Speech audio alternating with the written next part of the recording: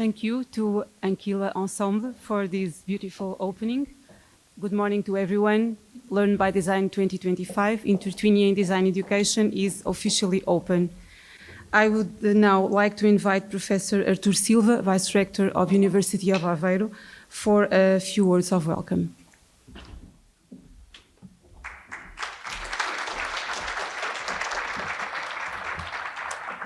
Well, good morning. Welcome to the University of Aveiro. Welcome to the city. I hope that you arrived yesterday, sure, but well, welcome. It's a beautiful starting of the week because we will have this scientific meeting, and also to start with this music for starting the day. I think it will be a happy day for all of us. So I hope that you will spend some days in Aveiro for discussing, well, learning design and design in education, but also to see the campus, to see the city. I hope that the organizer have for you some free time to see the city, to taste the wine, to taste the food, because it's always a pleasure when we are out abroad to taste the culture of this city, the university too. Some words about university. It's this organization. It's what is the university? Because it's in the organization you have two organic units, one from the Polytechnical, another from the university, and also a research center. So we have research, we have the teaching duties from those two different systems. I think this is the University of Aveiro, that there is no walls in the campus, as you can see, or as you have already seen, but also there is no walls between us, between the organic units, between the research, and even I can say that the design now is spread not only in this organic unit or in these two organic units, but also in the other nearby, because there is projects involving the colleagues from design, from chemistry, from health, and so there is also this interdisciplinary in the campus, in the university. So we still consider ourselves a young university because we will celebrate the 51st anniversary this year, and we are a comprehensive university. Since in the beginning we are strong in science and engineering. Nowadays we have all the fields, or almost all the fields, because we don't have law. But for instance, we start a school of medicine last year, so we are improving, we are growing a little bit. So, but we have science, humanities, arts, and social science, quite a big number. So, in terms of research, we are organized in Portugal in research centers. We have 20 research centers. One of those is ID Plus, but we have more. We have the other 19, and 70% of our research units were evaluated in last evaluation as very good and excellent. So we consider ourselves also a research-driven university, and is today also we are in the research center that it was evaluated in the same sense. So it's a pleasure for us, for the rectorate, to have this evaluation of our research centers. So what I wish you is that you have a fruitful meeting with a lot of discussion to share your knowledge. There is young people also that must learn some of the more experienced ones, and enjoy the city, enjoy the university. Thank you for coming, and thank you for the organizer to organize the meeting, and for the society to choose Aveiro for organizing the meeting in this city, in this university. Thank you.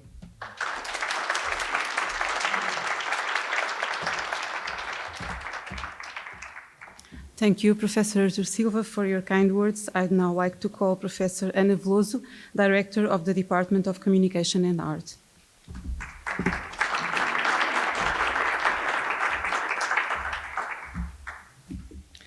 Good morning to everyone.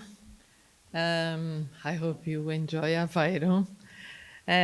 So, on behalf of the Department of Communication and Art, I would like to welcome you to this conference which will be held in the department, but with a joint organization with the School of Polytechnic, as Professor Arthur explained, and organized under the Research Center. The Department of Communication and Art is the third department of the University of Aveiro in terms of number of students, around 1,400. And we are organizing 4 different scientific areas. One of them is music. You saw the students performing here a beautiful piece, which is highlight this importance in the department.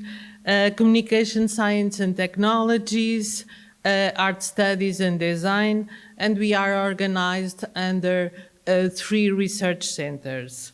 The Research Center Institute for Media, Design and Culture incorporates art studies and design, and it's the research center that is organizing this conference. These 4 scientific areas, they interact, have different backgrounds, intersect, and build an interdisciplinary, interdisciplinary work that has been developed in this department. For me, as a director of the Department of Communication and Arts, it's a pleasure. Thank you for being here and organizing this conference, to receive this conference that intends to discuss these problems regarding the education and the design and this connection. And it's very, very important. The challenge and the opportunities are huge. And not only in regarding the possibility of innovative research that we can do in this field, but also to respond to different challenges that nowadays our society are receiving and facing every day. So, obviously preparing for the future by integrating these perspectives, disciplines, communities, cultures, everything. So I saw one sentence in your website that I would like to highlight. This conference intends to serve as a hub for nurturing beautiful interactions, meaningful interactions, but beautiful also, stretching traditional boundaries and encourage intersection of expertise. I think this is a strong and meaningful sentence to describe what you are going to do during these days. So I hope you have an excellent conference. This is an example of complementarity and networking. I wish you the best of luck for the work, successful for the conference, fruitful working days, and as Professor Arthur Silva said, I hope you enjoy the food, the wine, and Aveiro as a city. Thank you so much.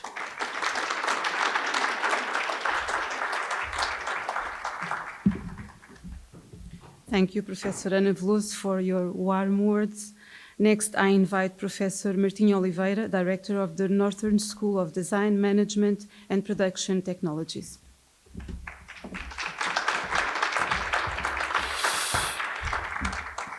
Well, thank you to everybody. Good morning. It is a privilege to be here at this LearnXDesign conference. As a head of the School of Design, Management and Production Technologies, which we call ESAN, I would like to share a few words about our institution.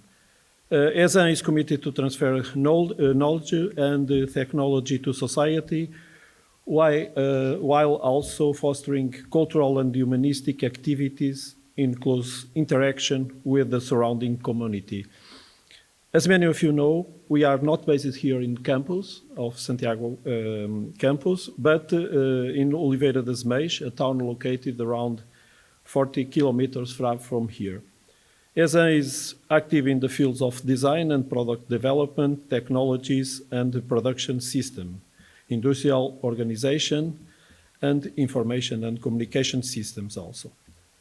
Through its educational programs and its research and development projects, particularly those performed in close collaboration with industry.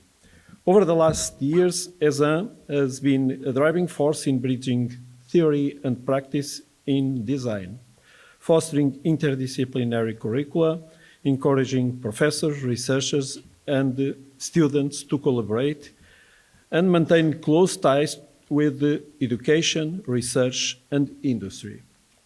ESA projects do not only produce design graduates with technical skills, but cultivate a critical thinking, creativity, and social responsive design. This is exactly the kind of education model that, I think, should gain more visibility across our universities. You are all invited to visit us at Oliveira das Meias. Within the University of Aveiro, we have tremendous talent across design, technology,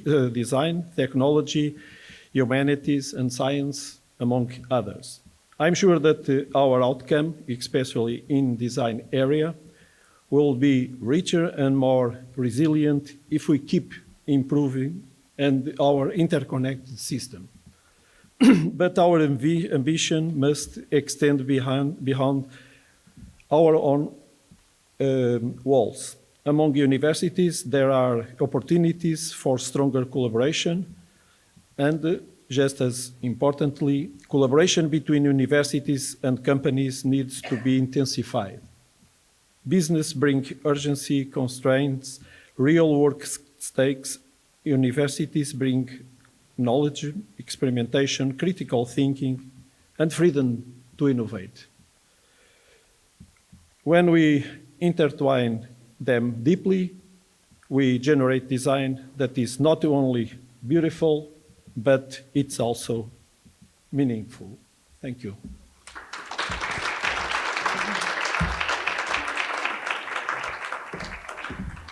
Thank you, Professor Martin, for your support.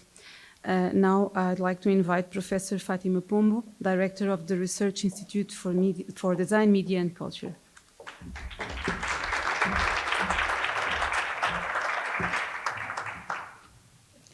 Again, good morning to everyone, and feel very welcomed by us all.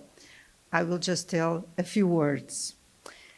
The 2025 Learn by Design Conference at our University of Aveiro is a great opportunity to continue the discussion with you all about the core topic of the Special Interest Group in Design Education of the Design Research Society, namely, how can research improve design education? ED+, the Research Institute for Design, Media and Culture, centered on design, while extending to further creative areas in culture and the arts, is one of the key partners of this conference and hosts most of the researchers in design from the 4 institutions that comprise this research unit.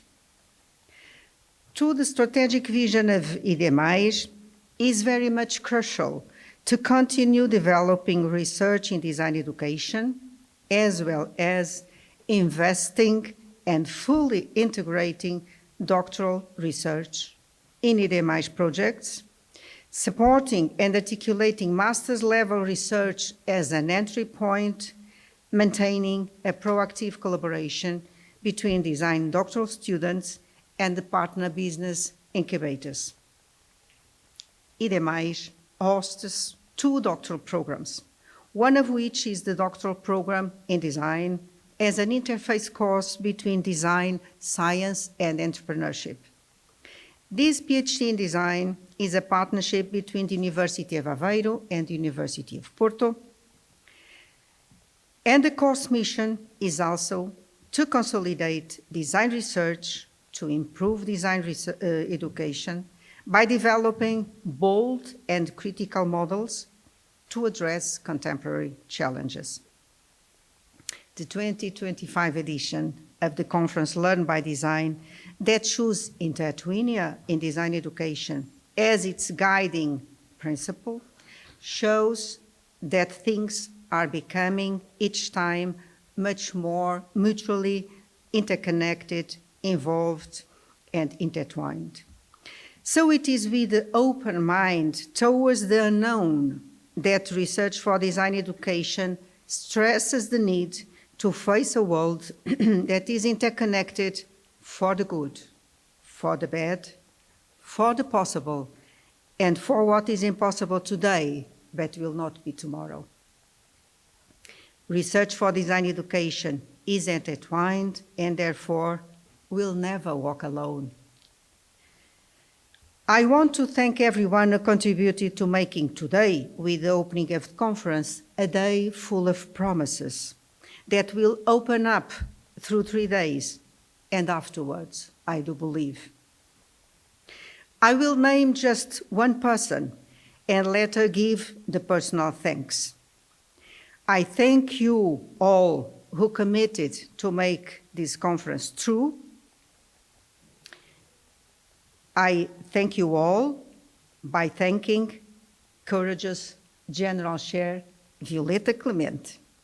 She will thank more in detail because we feel very thankful to each and everyone who really bring together the effort, the energy, the belief, the generosity to make possible this conference and all the gatherings that will come within it. So, what can I tell? As all before me said, enjoy the conference, enjoy the city, and have lots of fun too, okay? Thank you, we see you around. Thank you very much.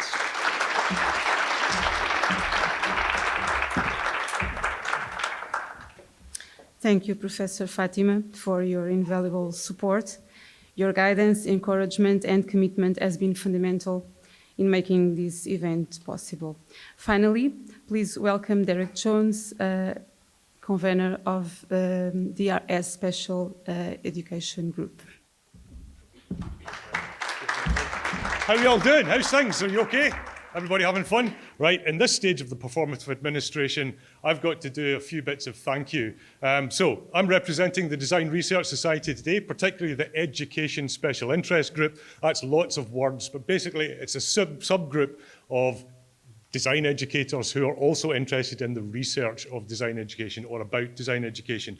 And again, I just have to echo your thanks. The effort that goes into an organisation like this, a conference like this, is actually phenomenal. A lot of it is like invisible until you run out of coffee, and then you'll see it all too clearly. But all of the stuff that has to happen to organise an event like this is actually quite, emotional, tiring, exhausting, and all of that. So thank you so much, Violeta, and the team and everybody else who is making this possible. Definitely. Yeah. So I was just doing a quick calculation, and it's been 6 years since we last met face-to-face, and that was in Ankara in Turkey. And you know, there is something very special about meeting face-to-face. It is quite important, so make use of this time. I'm not going to deny it. There's also something really quite privileged about meeting face-to-face. So this is a shout-out to everybody who can't be here today for whatever reasons, economic, political, whatever. There are lots of people here that would want to be here today but cannot be, and we should also think about them. As I say, though, there is something special about that face-to-face thing. For me, there's a community element to what we do, both with EdSIG. And I remember my first conference, I think it was in Oslo, and I remember meeting people. I remember meeting my people, my tribe, if that makes any kind of sense. Because design educators care twice, okay? First of all, they care about the subject. They really give about design. They really genuinely care. That's a necessary part of being a designer. You have to pay attention. You have to be there. You have to care. But you're also an educator, so you have a double care, you have a double dip, if you like. And that, to me, was what I took away from Oslo. And I took away some incredible friendships from that place as well as a result of that.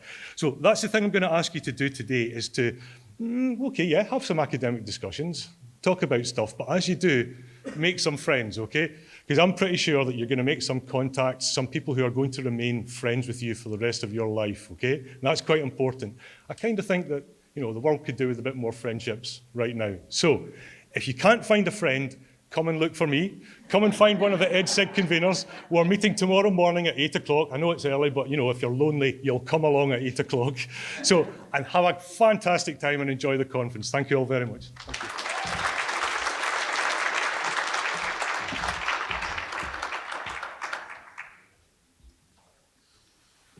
As General Chair of Learn by Design 2025, it's also my great pleasure to welcome you personally to Aveiro and to this year's edition of Learn by Design. On behalf of the organizing committee here, I extend the warmest greetings to all of you, traveling from near and far, representing more than 25 countries, 26 because we have Ireland, across 4 continents. Your presence here is what gives meaning to this conference. In line with the values of DRS Education SIG, Learn by Design has always been a place where the international design education community comes together to share, to question, to inspire, and to reimagine design education. With this year's theme, Intertwinia, we wanted to capture the idea of weaving together the many threads of our perspectives, disciplines, communities, and cultures. Each of you brings a unique thread, and it's by intertwining them that we create a more diverse and resilient fabric of design education. We hope that this edition, which we have been preparing since April 2024, fully meets your expectations. Over the next 3 days, we will enjoy 7 parallel sessions with around 120 presentations and hear from leading keynote speakers and roundtable chairs addressing pressing questions in design education. We will also be invited to join participatory activities that encourage us not only to think, but also to do, to play, and to connect. Outside this auditorium, you will find an interactive exhibition curated by Chronicle Conley, I don't know where she is, where all delegates are invited to contribute their own experiences to ongoing research about the qualities that define and sustain the design studio as a unique space for learning, or as we say in Portugal, project classes, aulas de projeto. Near the coffee break area, all delegates are also invited to contribute to a collaborative mind map by adding their own thoughts and reflections. To guide your reflection, please revisit the questions underpinning the call for submissions on the website, and each of you may contribute as many entries as you wish to the mind map along the 3 days. A few more highlights from the program. Today at 7 p.m. we will have the welcome cocktail at Oliveira restaurant. It's about a 20-minute walk from here, so we can all walk together. Tomorrow, as Derek already said, at 8 a.m., if you'd like to have a chat with EdSIG members in person, please join us at the auditorium in the Mechanical Engineering Department. Also tomorrow, don't forget the group photo. Right after the lunch, outside this building, we'll have a general photo of everyone. And in the evening, tomorrow, we will have the conference dinner at the Melia Hotel. It is located near the same place where we are going today for the welcome cocktail. We hope that Aveiro, a city of canals, culture, and colors, is both pleasing and inspiring to you. At this point, as already Derek mentioned, I also want to mention those who could not join us in person. Learn by Design 2025 was conceived as a fully in-person conference, recapturing the spirit of pre-pandemic gatherings, where we could walk together, share a meal, and have a meaningful conversation without being mediated by my screens. However, circumstances may change unexpectedly, and we received a few requests for virtual presentations. In all cases, we asked authors to consider sending someone else in their place, and some were able to do. So we also want to thank those who generously accepted being here today to represent other authors.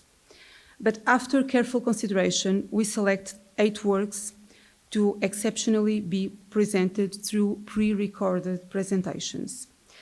Those were selected for 2 strict reasons: serious health issues and unexpected political restrictions affecting the possibility to travel.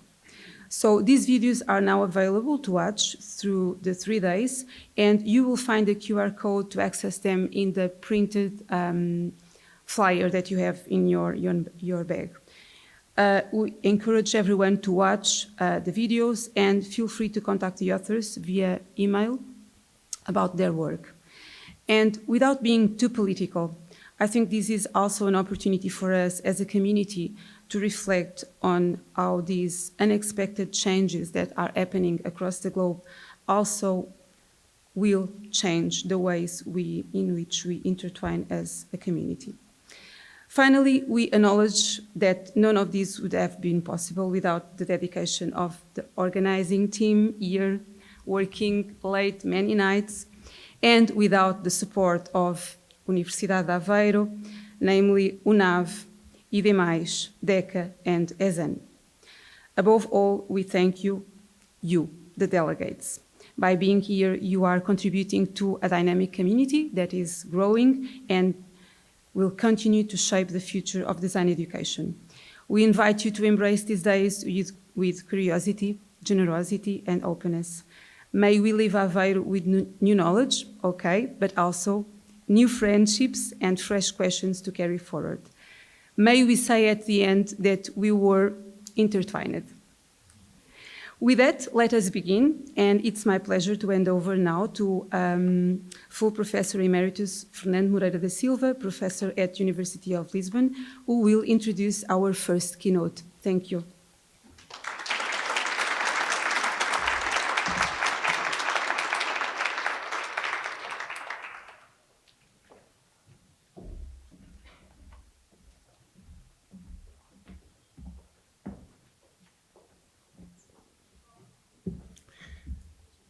Good morning, everyone, and it's a privilege to present Paul Eckert. Paul Eckert is a researcher, a lecturer, and among probably the most important part is a strategist. And he believes in the power of design to transform people and society. And I think all of us here also believe in that, I hope. After a career of more than 30 years at the Faculty of Industrial Design Engineer of the Technical University of Delft since 1993, he really knows that transformations do not happen automatically. He continues to give shape to that belief in various places and in various capacities. Since 2017, he has been Captain of Science of the Dutch top sector for the creative industries. He is chairman of the advisory board of ECIN since 2023, an European platform to generate policy recommendations to strengthen the role of the cultural and creative industries in the innovation landscape. Since the very first half of 2025, he also moved to Italy, to the Polimi, to the Milan Polytechnic Institute as a visiting researcher of the Department of Design, and he has been working in Principles for Transformation. He also is one of the founding members of the Design Village in India, and so he plans to design content and propose for, as he says, at least 2 of the master programs in the coming years. I leave you with Paul Eckert. Be welcome, the stage is yours.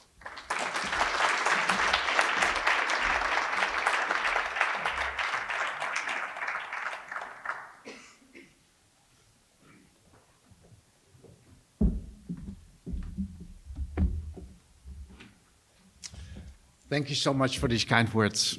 I need to get ready.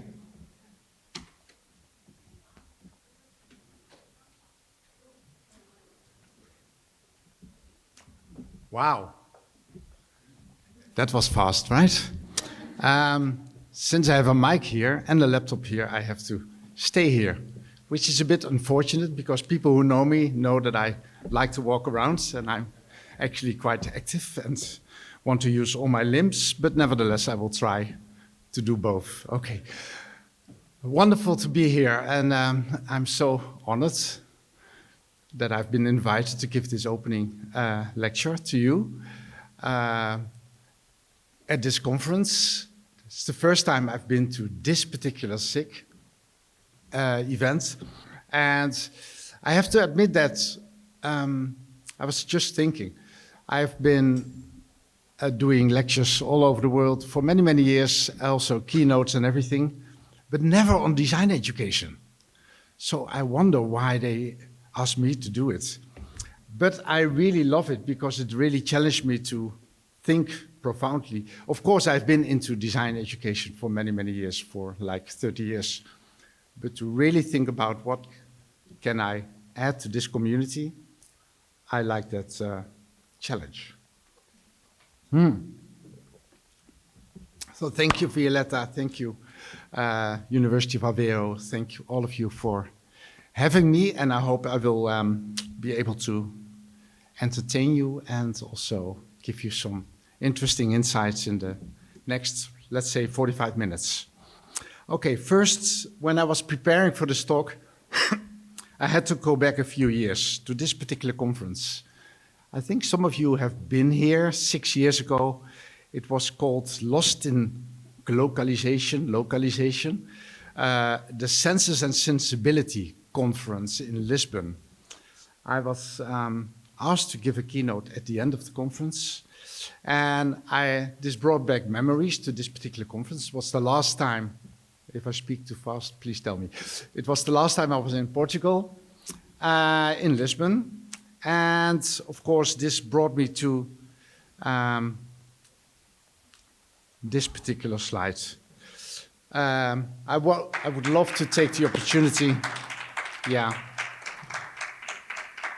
Many people immediately recognize what I show here. I want to commemorate the 16 people that tragically died in this accident. And I want to commemorate my friend Rachel Cooper, professor at Lancaster University, who passed away this summer, and is the president of the Design Research Society. So a moment of silence, please.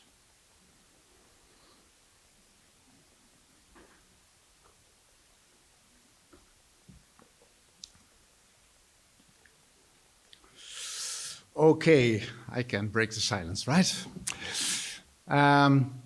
This is the young Paul.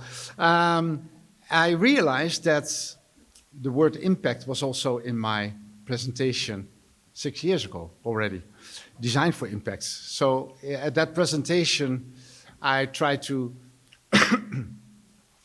entangle what it means to design for long-term indirect impacts design can have on people and society, as the title says. And I introduced this particular model that we just made at the time. We published it in 2020. A model where we basically wanted to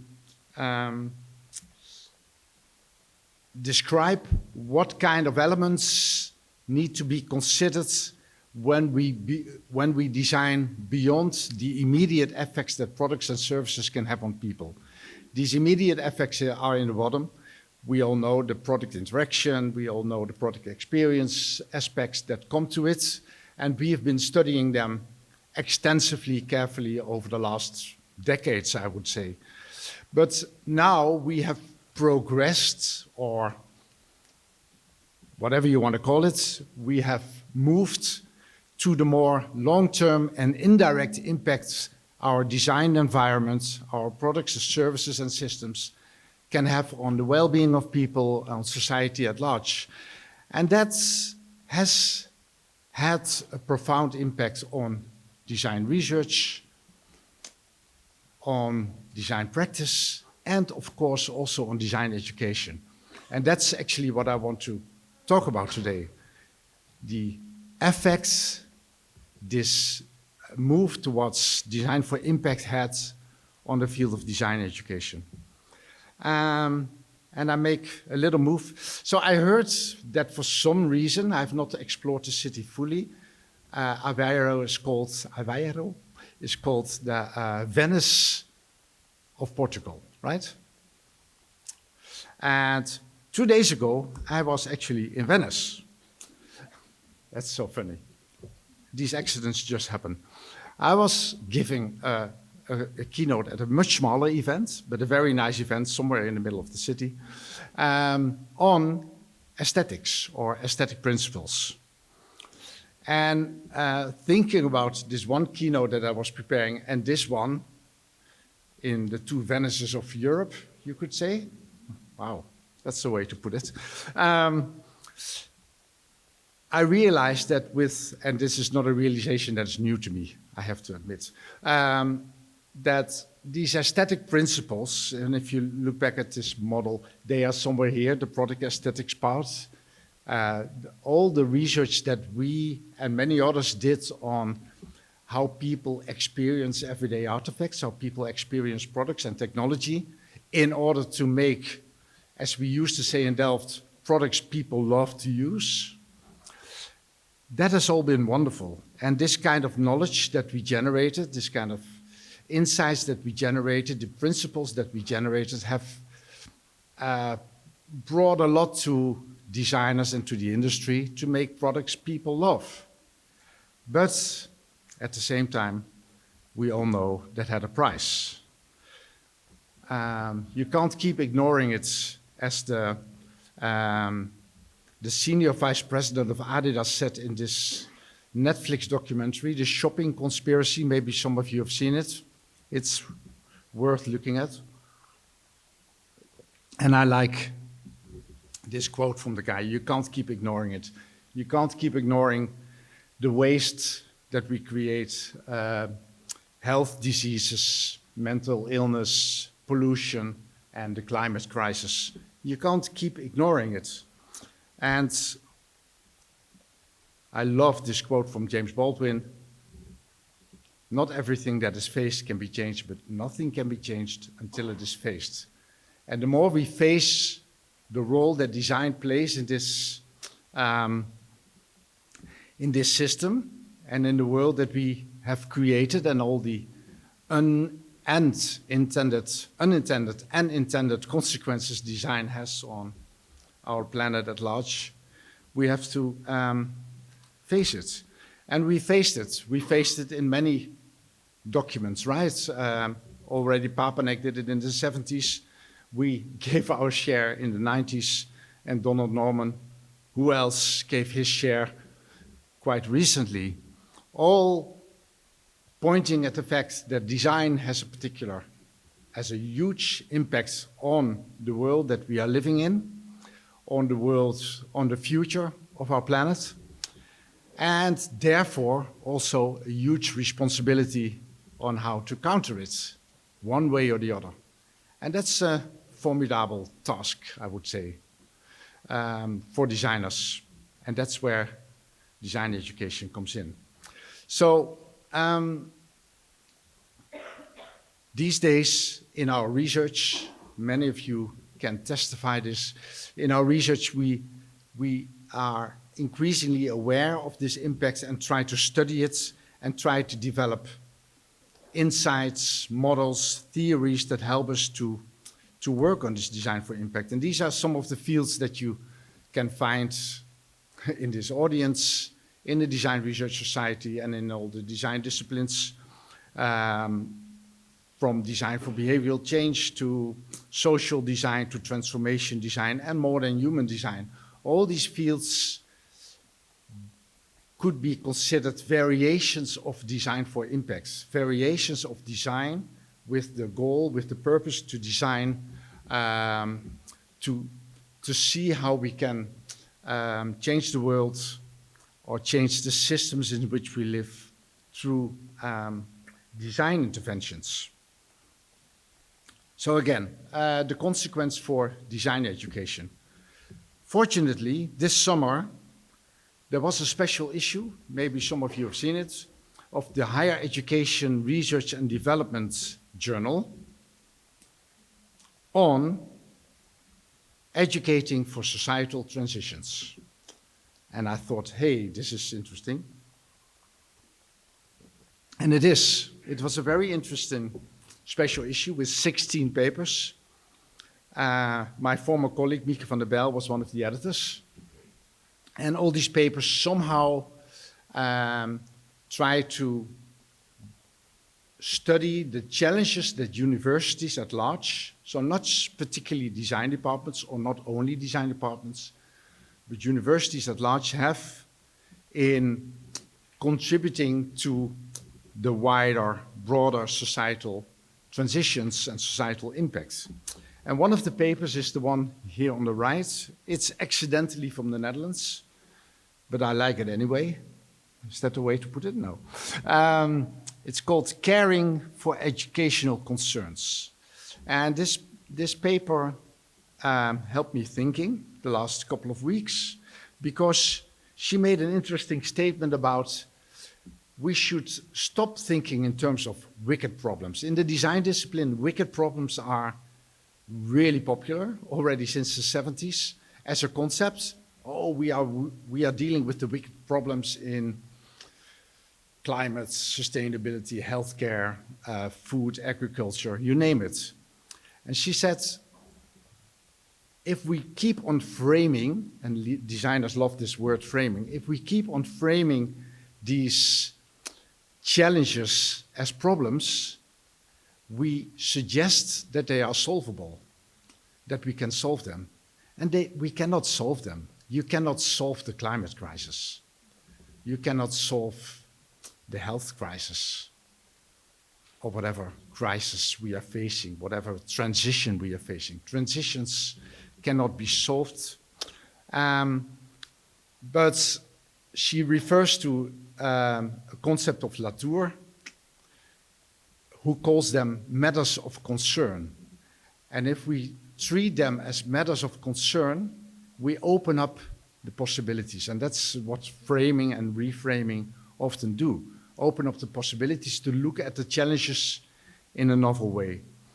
And I really like that particular viewpoint. And she said what is a key concept when we talk about these matters of concerns are what she calls the ambiguities.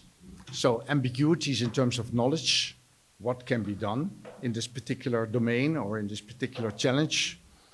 Ambiguities in, you could say, ethics, the values and interests that are at stake, what should be done, because that's always an ethical position. And the temporal ambiguities, so when and what actions need to be taken. If you look at these three questions, these are basically the kind of questions that designers around the world who aim for impact need to ask themselves. These are the kind of questions that we need to work on and work with. And I think these are the kind of questions that should be leading in design education in the 21st century.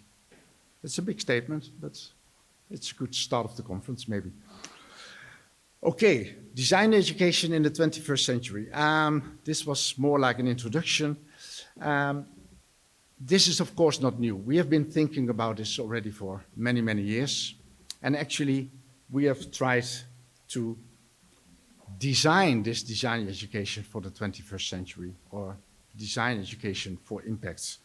And for that, we had to go to India.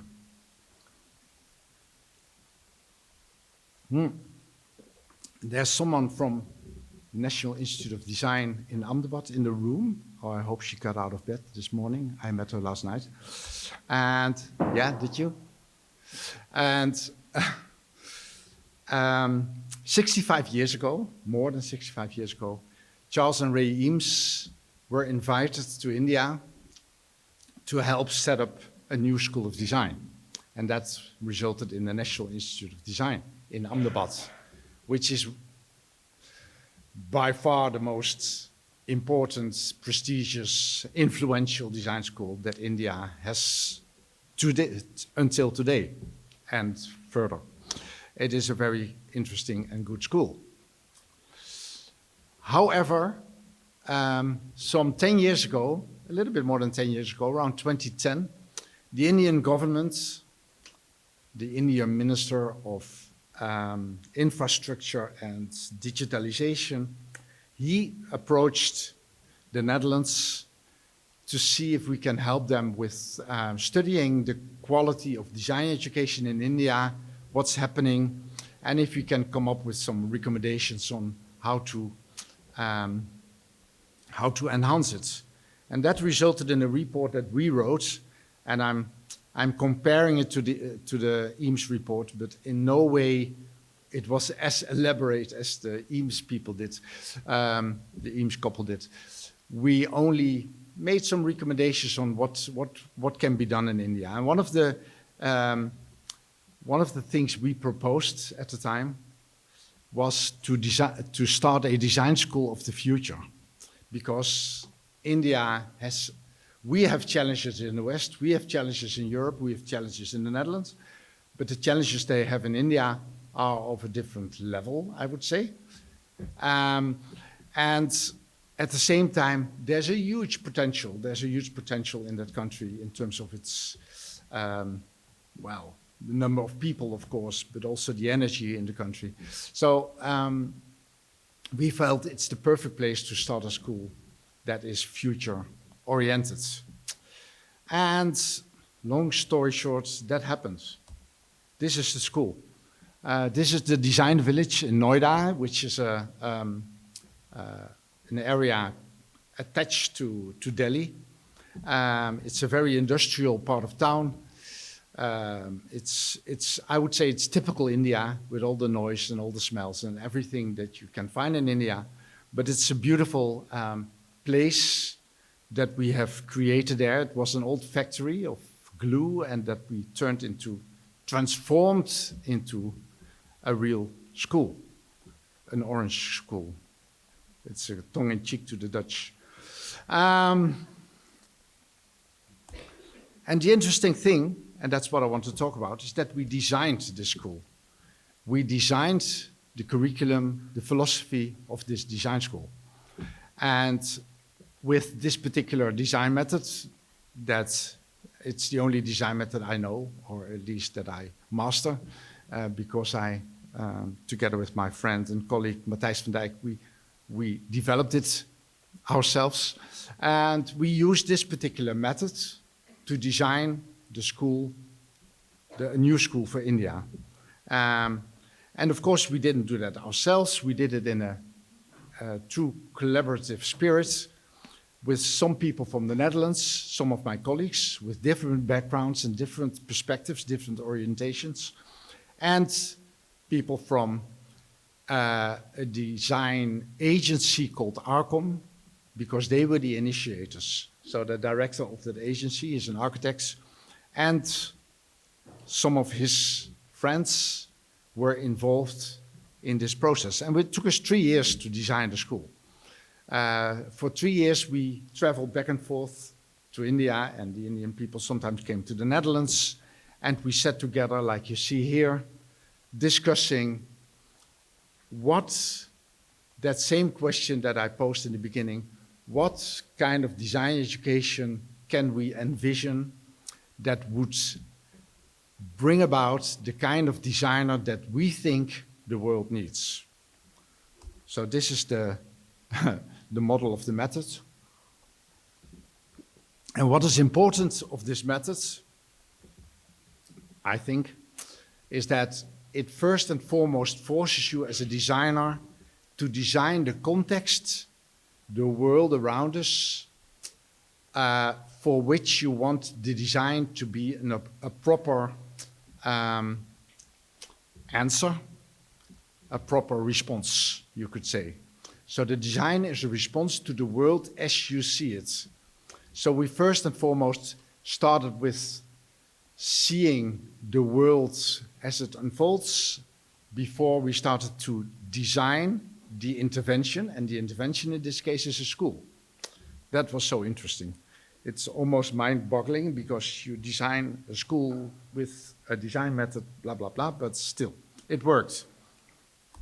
And the central concept of this school, so I will speak now a little bit about the underlying philosophy and then how it has resulted in the kind of decisions we made for the school as we still see them today. Because the school is up and running already for 7 years. That's a spoiler, but I will come back to that later. Okay, life through design is an important aspect of our philosophy.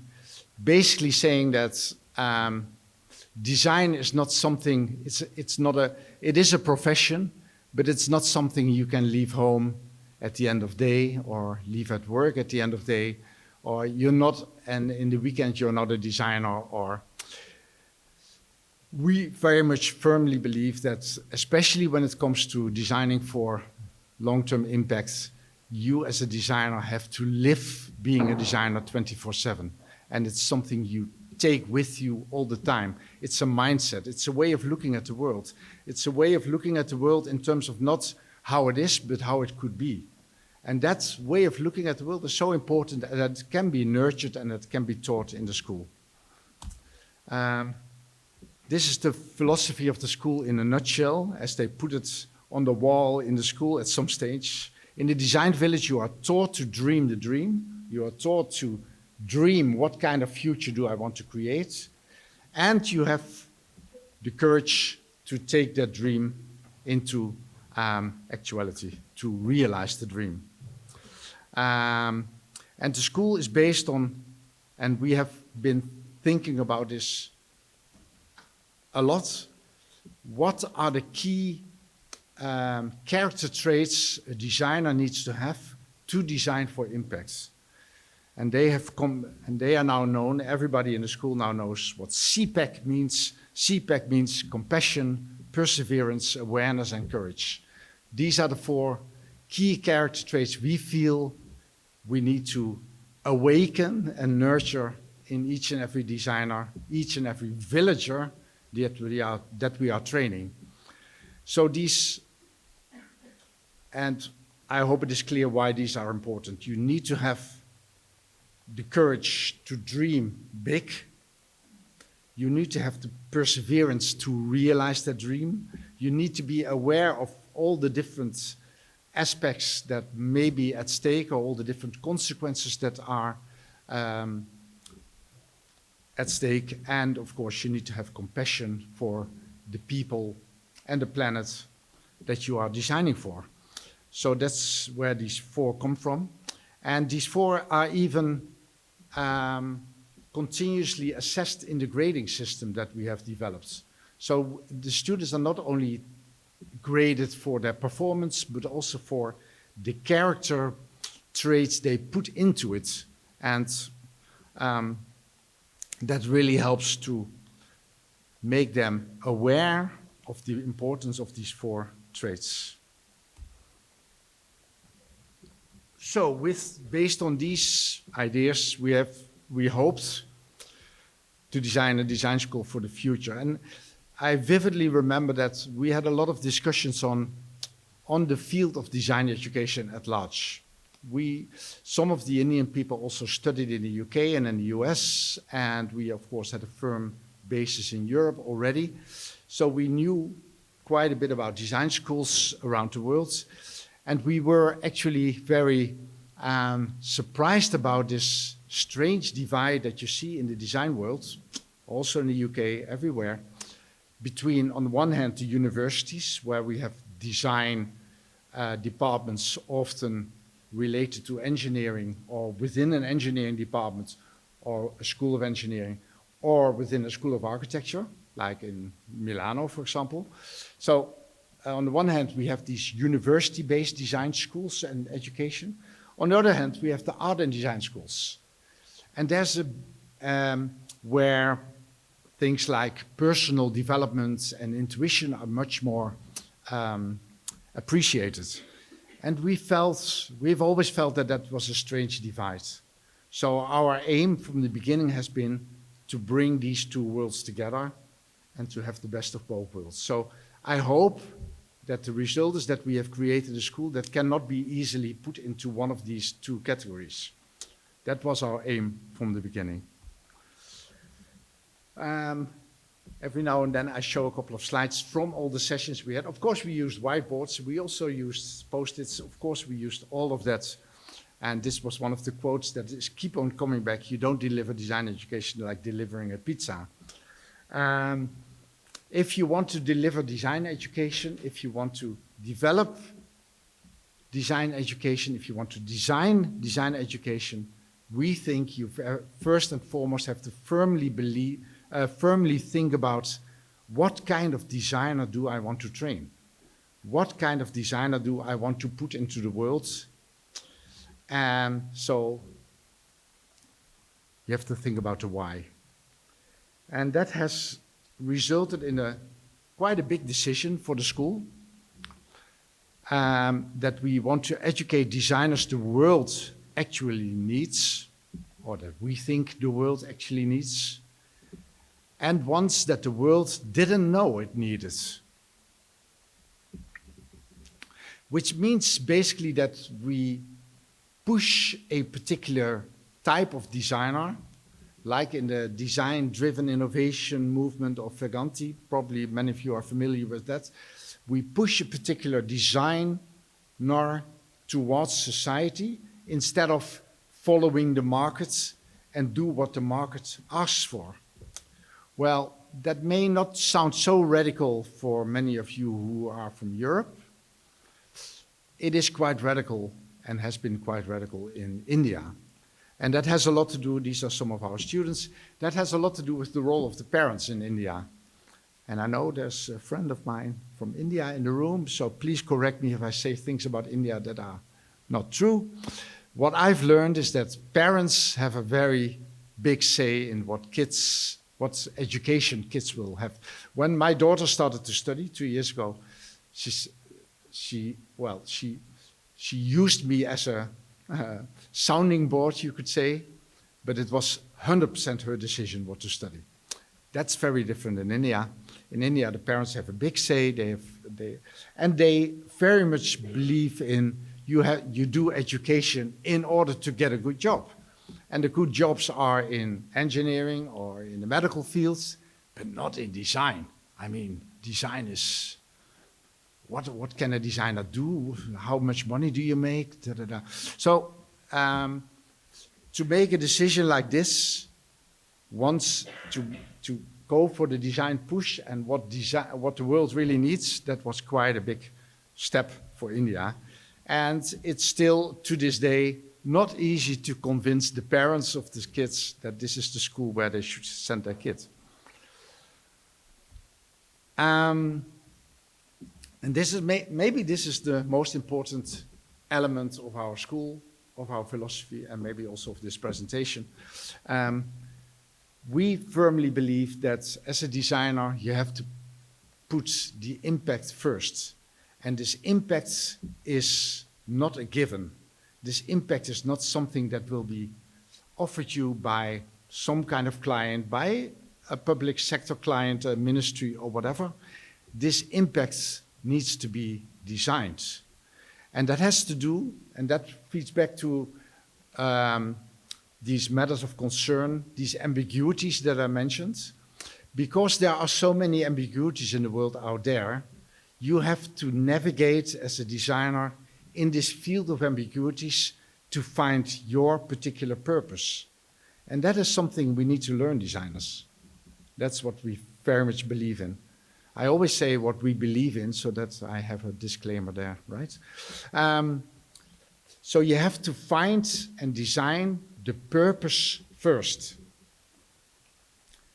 And that has a big consequence, because if you design the purpose first, and the purpose you can frame it in a particular way, you can define it in a particular way, what you want to make happen, right? The design solution, or I would rather say design intervention through which you create that purpose, is completely open. So we radically stopped thinking in terms of design silos. At TDV, we don't think in terms of product design, communication design, service design, or fashion design. We think about design. We are training designers that know how to express themselves and manifest themselves or their ideas or their wishes or their purpose in a particular design manifestation. And that has been a big decision. Too big, as we shall see. Okay, at the same time, we are aware of the fact that we are not the only school. TDV is not the only school in the world that does this. For example, this is just one example. Is there anyone from Los Andes in this room? Colombia? You are? Good. Sorry? Oh, Colombia, not Los Andes. So Los Andes in Colombia, in Bogota, they have a similar philosophy. Also no specializations, non-silo design education for very good and for a similar reason. Our students at TDV, they are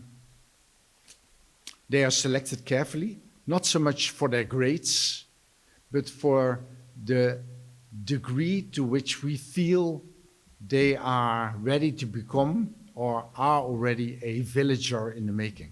So we always talk about villagers. And we have never exactly defined it, but we all know what we're talking about. A villager is someone who is open-minded, who is conscious of the environment, conscious of his responsibility or her responsibility, is not in the design profession to make a lot of money, but wants to make something happen. And all these qualities are more or less already in the students that we are recruiting. And the villager is temporarily in the village, which is the school, but he remains a village for life. And we therefore always bring back the villagers, the old villagers who already graduated. Yes, we already have graduates. We bring them back to the school, also to help the new and young ones to develop themselves. A leading interaction quality in this design method that we use, interaction qualities are of utmost importance. So we thought a lot about the interaction the students should have with the curriculum and the school. And this idea of lightness on the one hand and friction on the other hand, and the balance between the two. So just lightness is too pampering. That's what often happens in India as well. Too much friction will drive people away, but a nice balance between the lightness and friction is what we have always been aiming for. Also to show you that we use the whiteboard a lot and that we use post-its a lot.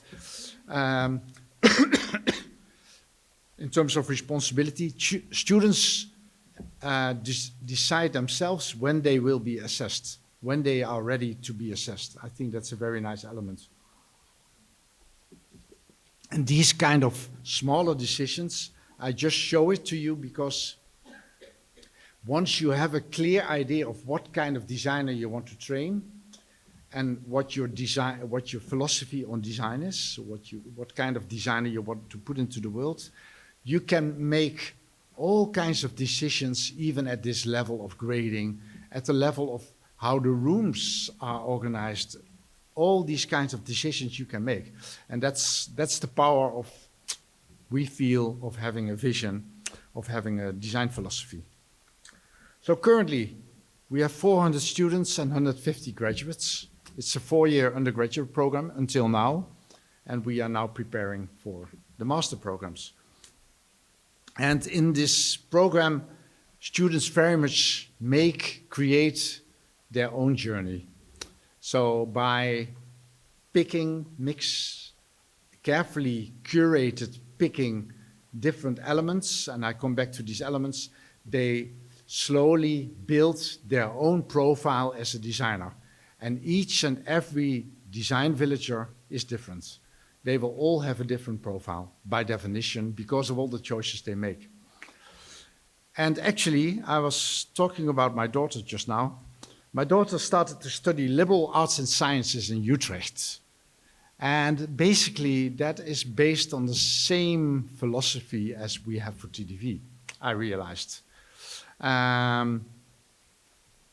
Also to create your own study path, and quite radically, because they offer courses from all the different disciplines, from physics to the humanities, from social sciences to communication, and you name it.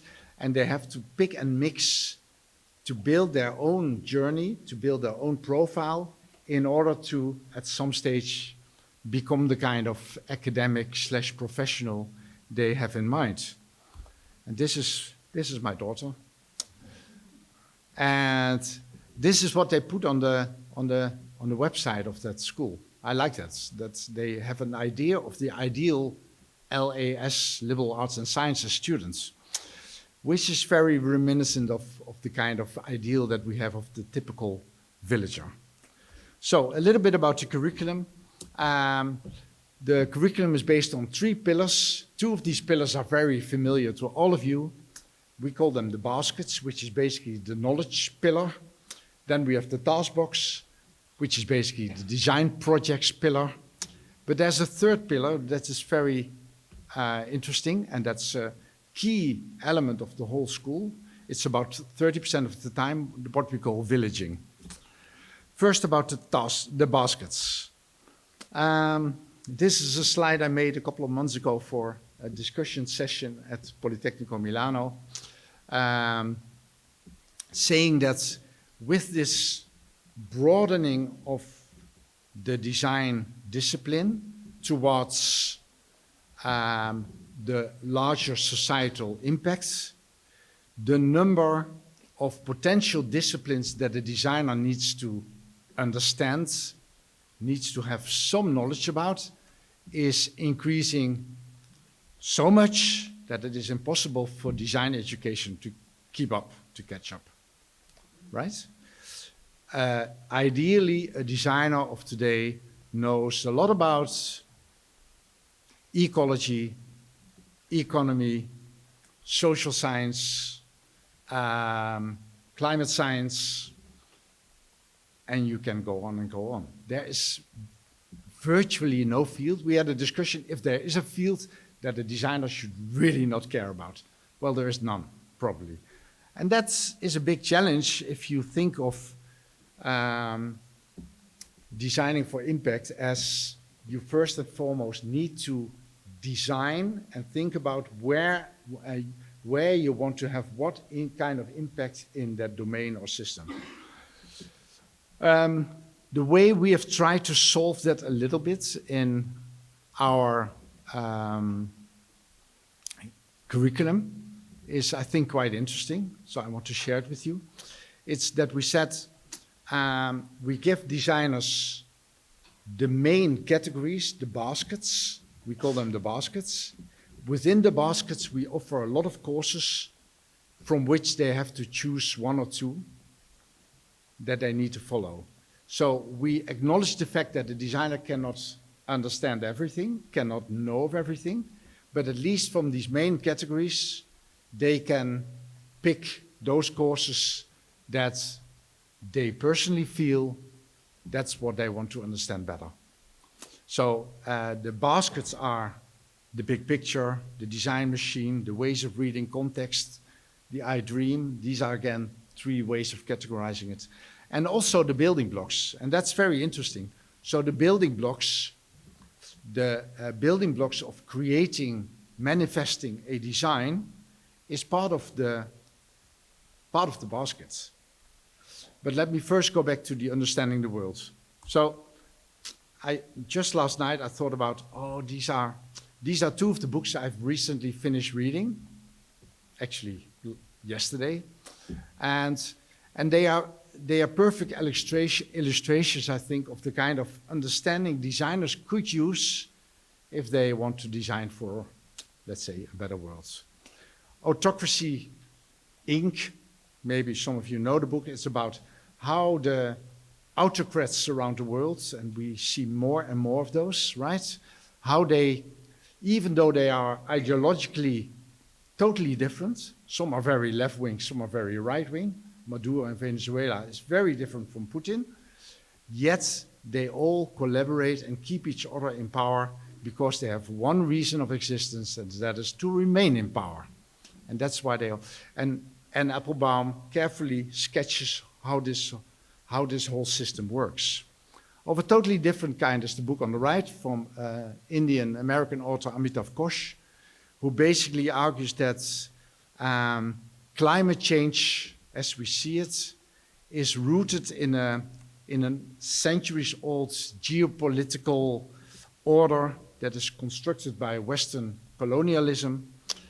The idea that the West is allowed to use all the resources in the world for their own good.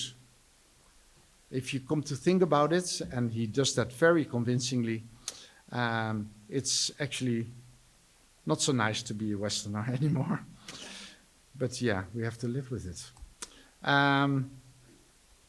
So these are just examples of books that you could imagine if we talk about understanding the big picture, how everything is related, how history, economy, politics, how all these different fields are related and have resulted in the situation that we are facing, and therefore need to be faced and taken into account when you want to design to make something happen, okay? Positioning is very much about, okay, if this is the world as I see it, how do I position myself? Where do I position myself? What kind of stand, what kind of position will I take in that world? And of course, you need to make it work, and that's the third pillar. You need to make it work through design methods, through all kinds of, let's say, properties that are typical for a manifestation type, for a particular silo. You need to have some understanding of the different options that technology or textiles or bricks and mortar offer to realize the intervention that you aim for. Taskbox is, in a way, very common. So my understanding of design education and my knowledge of design education very much comes from Delft and more recently from Politecnico Milano. But I've also seen many other schools. Task boxes you find all over the place. We call them task boxes, but you call them design projects or whatever. We always try to do the design projects with real clients. That's also probably not too new. This is, I think, interesting that we have different formats of the design projects, mimicking situation in real life. Some design projects are very short, 1 or 2 days. Some are very long, like 3 months. Some are individual, some are in teams. And some projects are horizontal, so you work in a team of students from your own year. Some are vertical, so you work with students from the later years, and you have different roles in that team. I think, and that works beautifully. And that's also how all the students across the years learn to know each other. And then finally, the most important maybe, or the most unique element of our curriculum, the villaging. And the villaging is very much what you could call this, what we sometimes call the soft skills or the character building. And I think we think that's very important for design education, but especially so in India.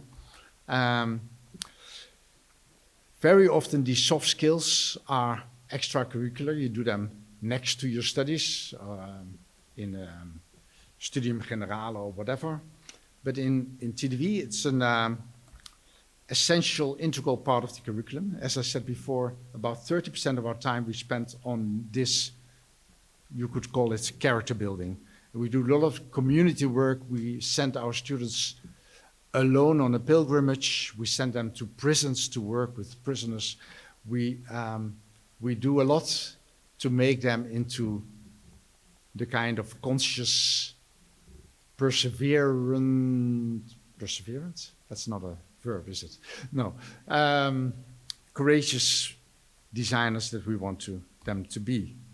To build on their strengths, learn from each other, learn from all, to unlearn. So we send them to communities in in the rural areas to work with the local people, and also to have fun and lightness. Okay, the space is our teacher. The philosophy, as I said, the philosophy is not only in the curriculum, it's not only in the way we teach, but it is, we try to translate the philosophy into every aspect of the school.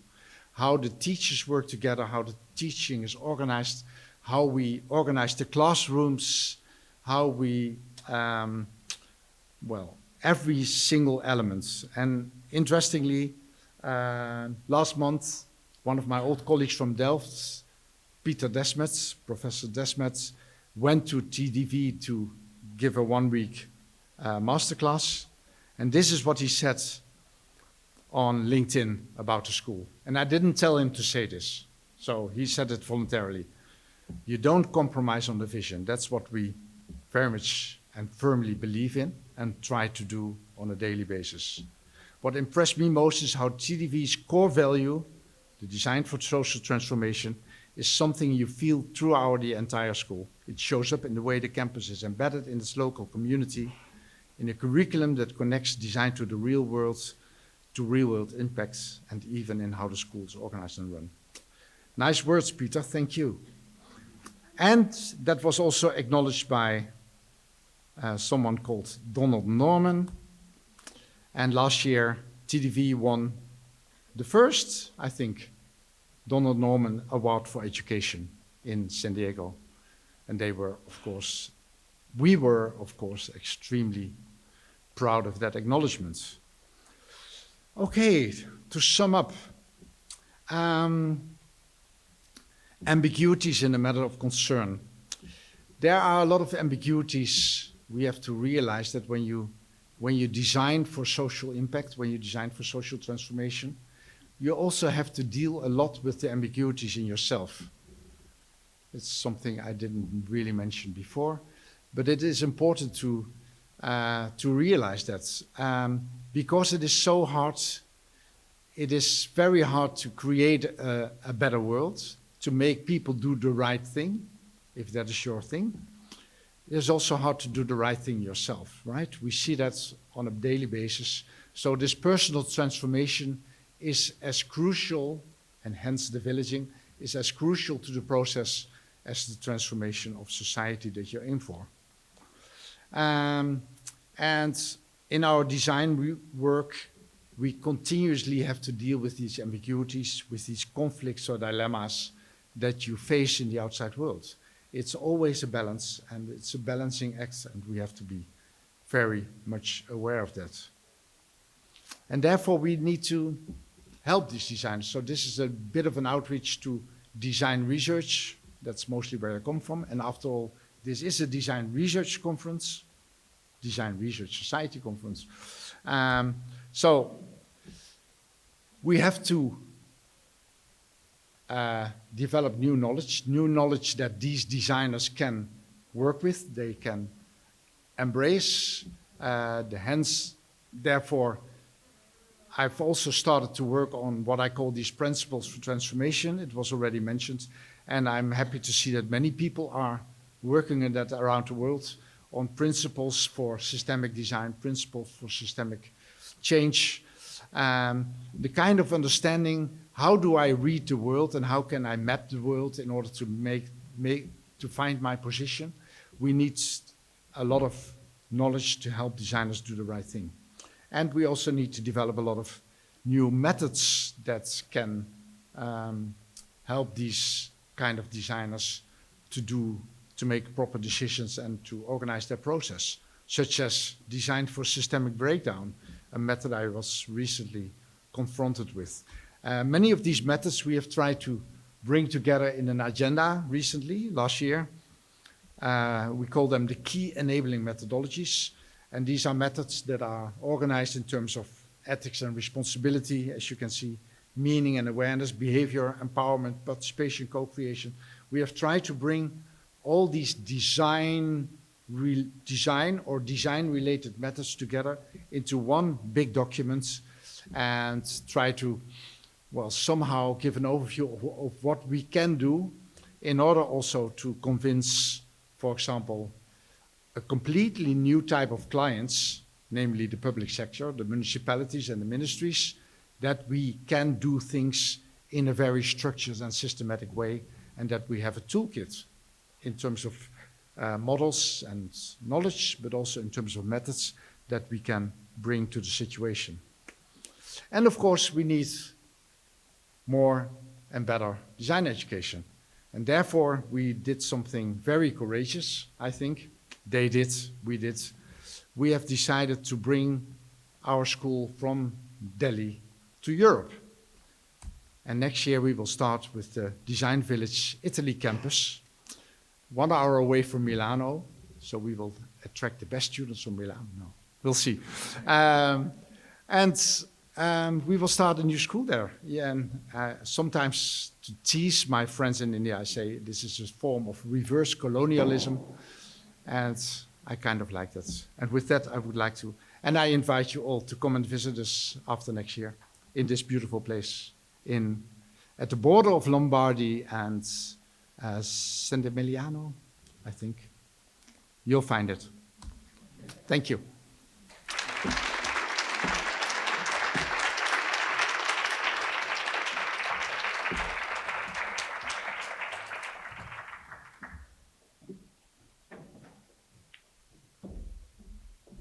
Thank you, Paul, for this enlightening talk. Fantastic. So we are starting very well this morning. Yesterday, we decided if we had some time to let you put some questions to Paul or to divide your ideas or to share your ideas among us. So if anyone wants to put a question, to say something about this, don't be shy. Okay. Thank you. Hello. Wow. Hello, everyone. So thank you so much for your lecture, let's say. So my name is Emanuela Bonini, and I teach in Italy. So I'm very worried about you stealing our students. So that's why I'm posing you some questions. No, this is a joke, but anyway, so I teach at Università UAV di Venezia. So I would have many questions, but anyway, I try to ask you something. So on the one hand, I would like to know how you started this process, because I teach in a public school, and so we have a lot of confrontation with public ministry. So doing the kind of university you build up means maybe breaking some rules or trying to show a new way. So this would be my question, how you did it and with whom you confronted. And maybe I just, okay, you want to go through? Yeah, I know a little bit the situation in Italy, and I understand that it will not be easy to deal with, let's say, the government. The fortunate situation is that in India they have private schools, and this is a private school. Okay. Yeah, and so we had a carte blanche. We could do whatever we wanted to do. Although later on we needed accreditation, and we got it through one of the universities. So, but first we designed it with open mind. Yeah. Okay. Yeah, and second question would be, so your students can choose some subjects, and very pragmatic, how they do it. I mean, is everything offered in your university, or they pick some subjects in other universities or something? So do you provide lectures in physics as well as mathematics or history of art, or how they do it? I'm so grateful for this question. Thank you. So please continue. Yeah, all of them.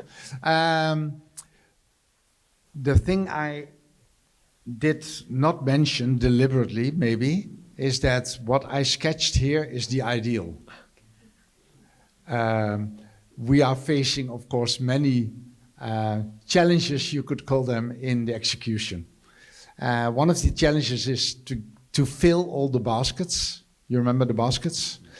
to fill all the baskets with appropriate courses so that the students have enough to choose from.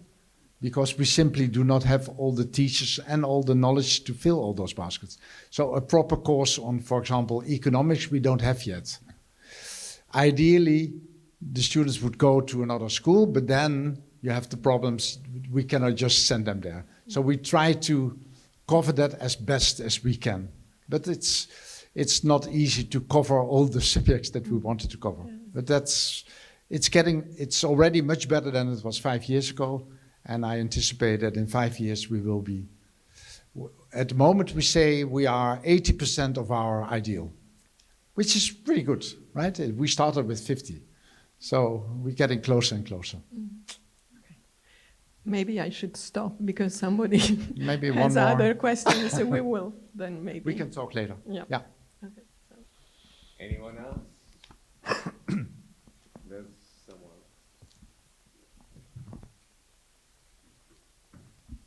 Hi, thank you. I'm Michelle from the US, but University for Peace in Costa Rica. I'm curious, to the extent that you can speak to it, how was the process funded initially, particularly for the startup? Wow. Also something I didn't mention. You're welcome. So the school is founded by the director of this architecture office, together with 2 of his business partners. They invested in it, the 3 of them. They're still investing in it, but they also have the shares of the school. And I got money from the Dutch government to help them. So as sort of developmental aid type of, it was not a big sum, but it at least allowed us to travel back and forth and arrange accommodation and that sort of thing. So that's how it was. There's no secret there.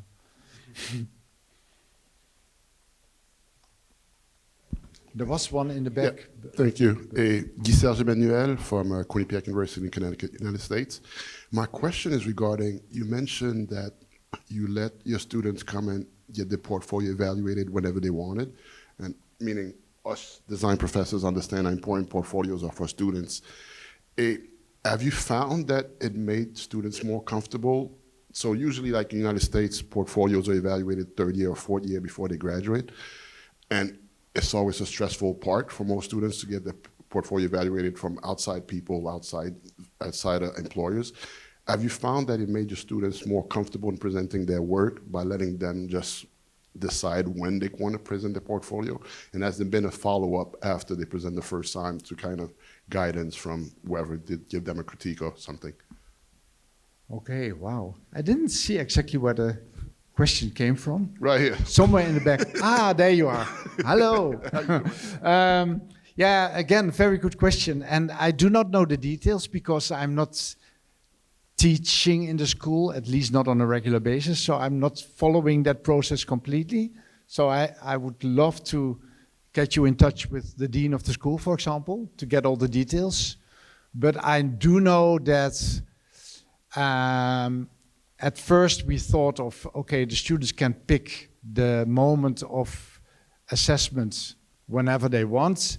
We turn it into, there are 3 moments.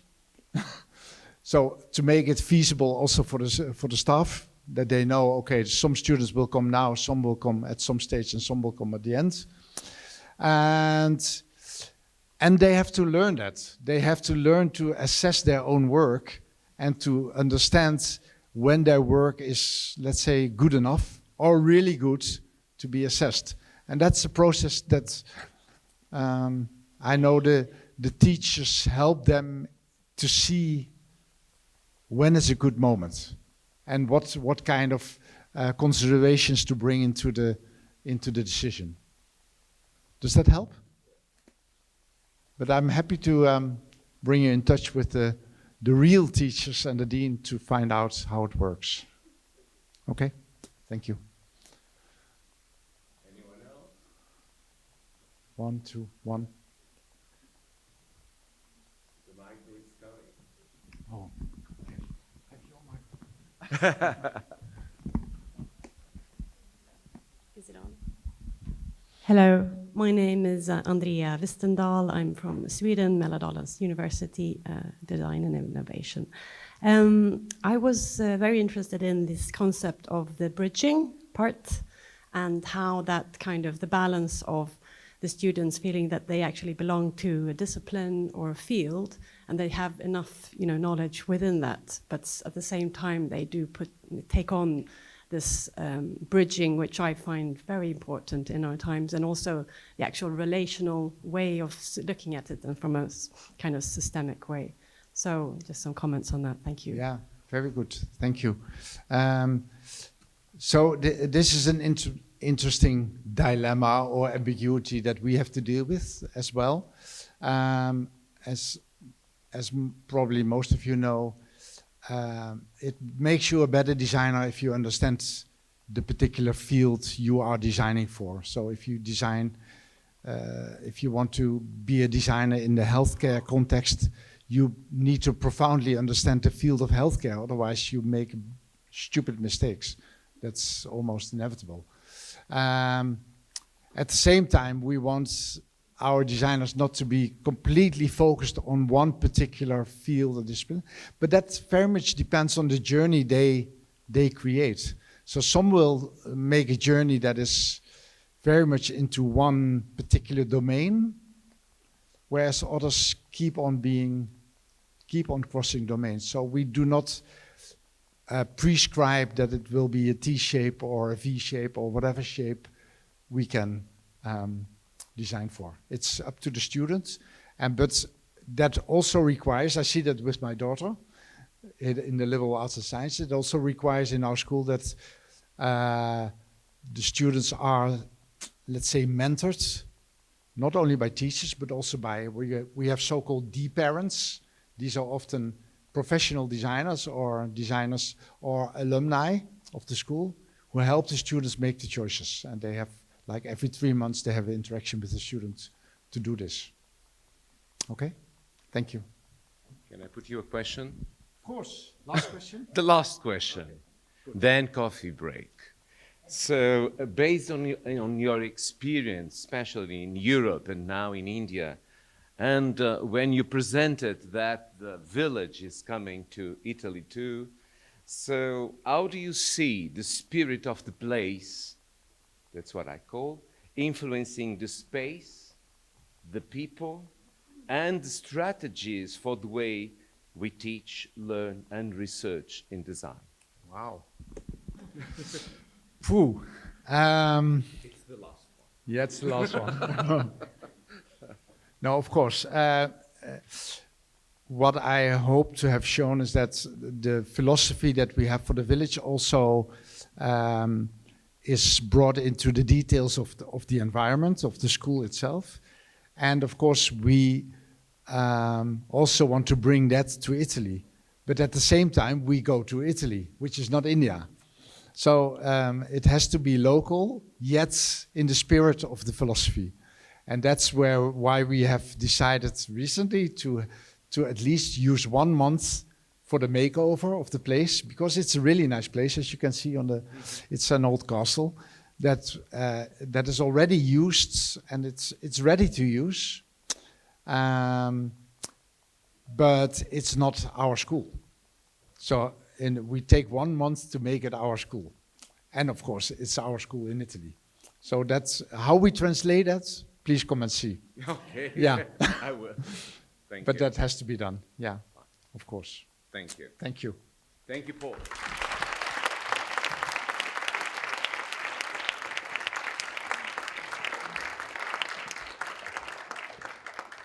Coffee time. Now we invite you to coffee time, coffee break.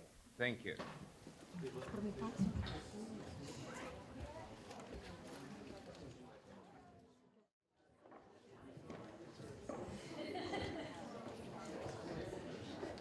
Okay, welcome back. I will introduce Emilia Duarte, full professor at IAD, whose work bridges ergonomics, user experience, design for health, well-being, and behavior change. Professor Emilia will lead a roundtable, better say, an auditorium table, because it's supposed that all the audience will participate in this discussion with the theme Entangle Futures, Intertwining Artificial Intelligence, Ethics, and Design Learning. Hello, everybody. Good morning. I would like to thank the organization and Violeta in particular for inviting me to be here with you. As previously mentioned, this is not a lecture. I'm not going to present any speech or okay, just to, yes, thank you. But it's a debate. I would like very much to engage with you and listen from you, your opinions about the topics. And so I've prepared here some questions that I would like to hear from you. So this is the summary, is the abstract of this moment. And why am I showing this right now? Because as a debate, we have different positions, different opinions, different perspectives, and different points of view.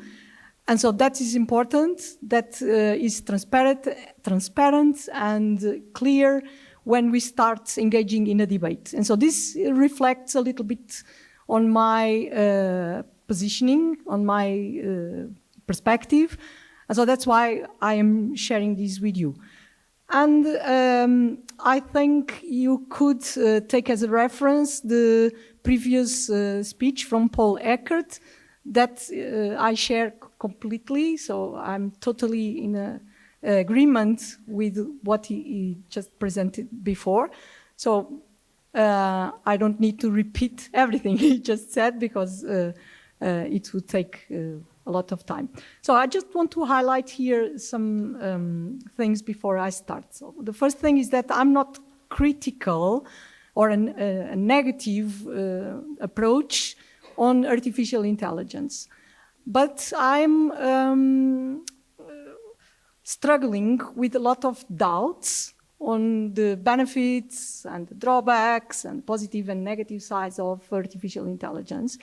And so I would also love to hear from you if you share these doubts, if you have these concerns, or if you are more positive regarding this new technology.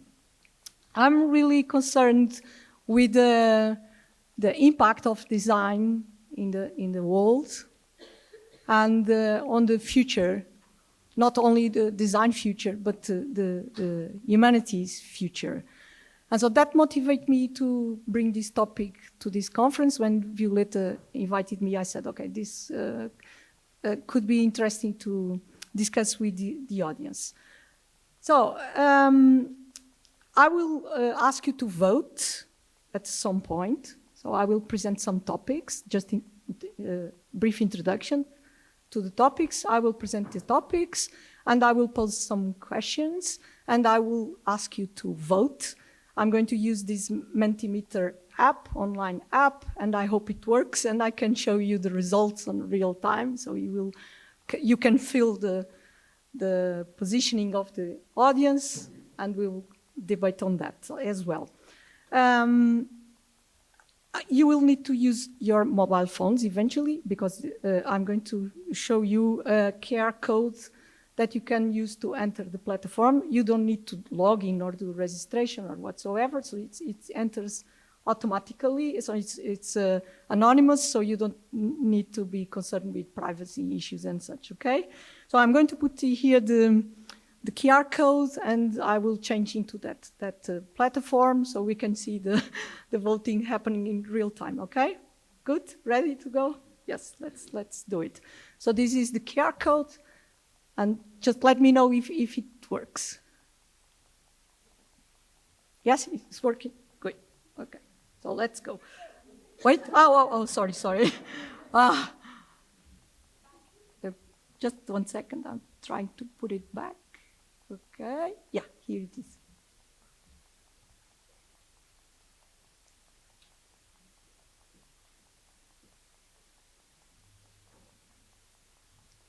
Okay, yes, everybody? Thank you. So let's just go there, change the screen, present. Okay, it's happening. Oh, what happened? full screen here. Good. So this is the votation taking place in real time, so you can just look at it. So I'm trying to understand where you are, what kind of use you do from artificial intelligence right now, and so we can just understand a little bit how familiar you are, if you tried, and so on and so forth. So I guess that we are all curious about these artificial intelligence tools, and they are growing and growing in a very, very fast way. And at some point, the difficulty is to follow the innovation and to be updated, because every day something else comes, and a colleague comes to us and says, did you try this? Or I'm trying this app, or I'm trying this software and such, and we get a little bit overwhelmed at some point because we cannot follow everything. And so we just decide to try. But to try it means engage with the students in the class, because we can try it ourselves at home or in your computer for your own work, but for teaching purposes, we need to implement it in the class. And so there's a risk here, because we don't really know what will happen afterwards, because we are trying in real time. And so sometimes I wonder about the impact this might have on our students as well. And so we try to make them try the tools, but be critical on the use of the tools. But my feeling is that sometimes they are not as critical as they should, and they just follow our advice, right? And so I'm always skeptical before I just suggest to the students, try this or try that, because I cannot ensure proper use or that the result will be beneficial for the students. So if I'm not confident enough about the tool, I just retain a little bit, and I avoid to share with them. So these things happen, and I guess you also share this feeling as well. So I would like to listen from you if you want to share your experience on adopting these tools for the very first time, how you do it, if you just try it, or if you explore it very well before you just share with the students, or if you decide to try it together and see the results on real time, how you do it. You want to share your experience? There's microphones in the room. So I see that there are people here that at least almost 30% that have a very or are very acquainted with the tool. So you are already doing it in a very regular basis. We see 30% says that often, you use it often. So those that use often, how you do? Can you just share with us, please? There's a question here. Oh, over there, the microphone. Then I'll pass it down in a second. Thank Hi. you, Christina. My name's Christina Anderson. I work at the TUE in Eindhoven. I think as designers, we're in a unique position that we haven't quite taken yet to address this. Where, literally everywhere around us is seeing this AI creep everywhere. But we are trained in being critical in how we address materials. And this is just a material and tool. This is what we literally do. So the way I have been dealing with it lately is that it had made me reflect critically on my own practices and realized that I have become too reliant on text as an assessment format. We have increasingly over the last 20 years asked our students to write reports and reflections in language. This is not actually maybe the best way of doing it. So what we're experimenting with in my little corner is we're experimenting with making assessment less text-based. Because the students until now have been asked to write, say a 2-page reflection on what they learned from a course. And they don't want to write them. And frankly, I don't want to read them. Yes. because it's all like, oh, I learned so much in this course. It's influenced my work forever. The teacher was great. I know, particularly 40 of them, right? Who needs it? So we've started not doing that. And we're making playful formats that are kind of un-AI-able, at least so far. I mean, I'm sure they will catch up. But so we're making them submit reports where we ban text, for example. The only text that's allowed is annotation in photographs. This is, yeah, of course you could make, but we're trying to make formats where faking it or using AI to generate it would be harder than just doing it. So this way of like, if you ask a student to submit a portfolio of their process full of pictures that they have doodled on for their process, they like it, but also they don't quite realize that it's actually really difficult to fake a process without, doing the process. You can't do it the night before, which you can with a text-based report. So for me, we're using it as an impetus to actually maybe go a little back to our traditional design, the way we were taught in design school. Okay. There was another here in the.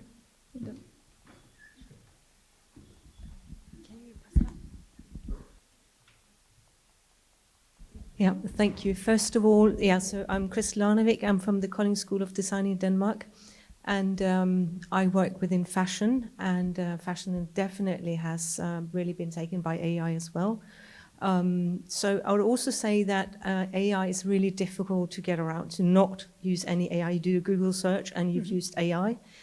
We use 3D tools, digital tools, where there is AI implemented. If you body scan somebody, it might be AI as well. So it's very difficult not to use it. I'll give an example from a course we run. It's a cross-disciplinary course with accessory and fashion and textile as well. And we have a masterclass in the beginning of the course. It's called Future, and it's on speculative design. But we have a masterclass in the beginning where we talk about AI and not necessarily using it, but talk about it from a critical where it really works and makes sense and gives value to others, and also very much, of course, from the biases and or the bias that might be or there will be in AI, and also the language using AI. So, and on top of that, we have made a little tryout ourselves about how do we talk about fabric and what is fabric like. So we get to bridge from the actual fabric and how we touch it and describe it into making our own AI, so we can sort of control what's added. So it's very much from a critical point of view, but definitely it's something I had seen that we would, on the progression level, would sort of address in the third year. And then we were overtaken on the inside, so now we have to address it in the first year because they will use it, and therefore we definitely want to also address it with them so they have the critical approach. Yeah. There's another question there. So while we wait to the microphone to reach that, so what we see today is that we can use it for many different purposes. So there's tools that assist us to do, for instance, bibliographic research. For instance, it is very, very useful for assisting us with the translation into foreign languages, which is also fantastic. But then there's another sort of tools that are the generative AI, the one that creates, right, the models, 3D models, and the versions that are the translation of an idea into an artifact, into a concept and such. And so there's different softwares, that different purposes, and they raise different concerns and different questions, right? Please, up there. Where is the microphone? Okay, thank you. Hi, Yaron Merrin from the University of Sydney. So the University of Sydney was, don't quote me on this, I can't remember exactly how they phrased it, but one of the first universities in Australia to say you can't actually stop students using it and you can't penalise them for it. There are guidelines in which they have to use it. They have to it. The microphone's not working. I can't really hear you. Yeah, that's why I asked. You fix the volume? Can you try this? Hello? Yeah. All right, so get ready for some death metal. With that in mind and the fact, I think it's certainly in design, we're quite a tech-heavy design department. And I think most of us were already there before the university kind of passed those policies, is that students are going to use it, they are using it. We can't spot it when they use it, even when we try to. It's like, oh, there's an M dash there. They must be, you know, that's ChatGPT. So we just straight bat it back to them, essentially. You know, we do still have assignments, kind of writing-based projects, but we just treat it as an assignment, and if it's not, doesn't have a level of critical thinking or critical emphasis in it, then we just give them a grade appropriate to that. So essentially, it's a calculator in a maths exam. Having said that, we do engage with it more actively in that. I'll often have a Gen AI tool on class, and I'll say, let's ask it some questions about design, let's define innovation, let's say, give it a bit more complex, and then look at the responses and say, is that really telling us anything? Is it not telling us anything? How is that helping us? How would we respond to that? I think you just have to engage with what's there and engage with it critically, and then you can begin to learn, and students hopefully can begin to learn where is it helpful and where isn't it helpful. Okay. I think it's just a thing and it's there. Okay, Thank you. A thing and it's there. That's my final point. I'm going to move to the next question, because what happens is that we are already entering into different topics. So let's move forward. Oh, what's happening? Okay, here, maybe. Next slide. Okay, so I guess that you somehow mentioned this, but I would like to see it here in our dashboard. So what's your main attitude towards the use of AI in education? How comfortable are you with this? Do you have concerns? How many concerns? What's your opinion currently, where we are currently, obviously? This might change in the near future, obviously. So, okay, a lot of concerns. I guess we could expect this, okay? But there's a lot of people also feel positive. Positive is raising. Okay, so I can see that a lot of you have concerns. So can you just summarize the main concerns in a very quick way? Or what kind of concerns? Is it working now? No. Yeah. Mic 2. Hello. It's like, okay, it's working. I have a lot of concerns, actually. I am also from University of Sydney, and I don't totally agree with the policies that we are using. I intensively use, I don't like to call them tools. I think that's a misnomer. They are systems. They are socio-technical systems, and calling them tools obscures everything about them. And also, it's specifically Gen AI that is most concerning. We use AI all over the place when you take pictures and everything. So I think it's very important to be specific about which kind of technology we're talking about. My concern is, just to give you an example, I had an assessment early this semester, and a lot of students started not submitting what they actually had to be submitting. And I actually conducted a Mentimeter, and I asked them, like, are you actually reading the brief in English? Are you using a Google Translate to translate the document and read it yourself, or are you putting it into ChatGPT and ask it to summarize it? And around 20% of the people who responded, they're using ChatGPT for summarizing the text. Now, the problem is that ChatGPT is bullshit for many things, but it's mostly bullshit for this only thing that actually should be doing right, which is summarizing. It doesn't do that, right? What I do, going back to the little question, is like, it's very difficult to get them to be critical about those tools when it's becoming the water in which they swim. So I've noticed that they don't get out of the tool. It's just like horses with blinders.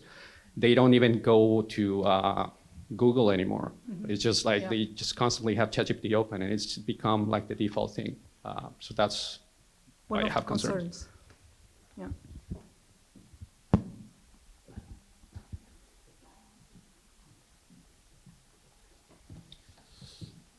you. Hello. Hello. Hi. I'm Richard Harriott from the Collins School of Design, and I'm one of the never AI people because I'm very concerned about the global consequences for the water use, the energy use. For instance, yeah. And then, maybe less importantly, or as importantly, there's the problem of truth, which is that these large language models are not concerned with truth, but with probability. And we deal in truth, justified true belief. And these systems are unaware of that. They are only aware of what is the most likely word to come next.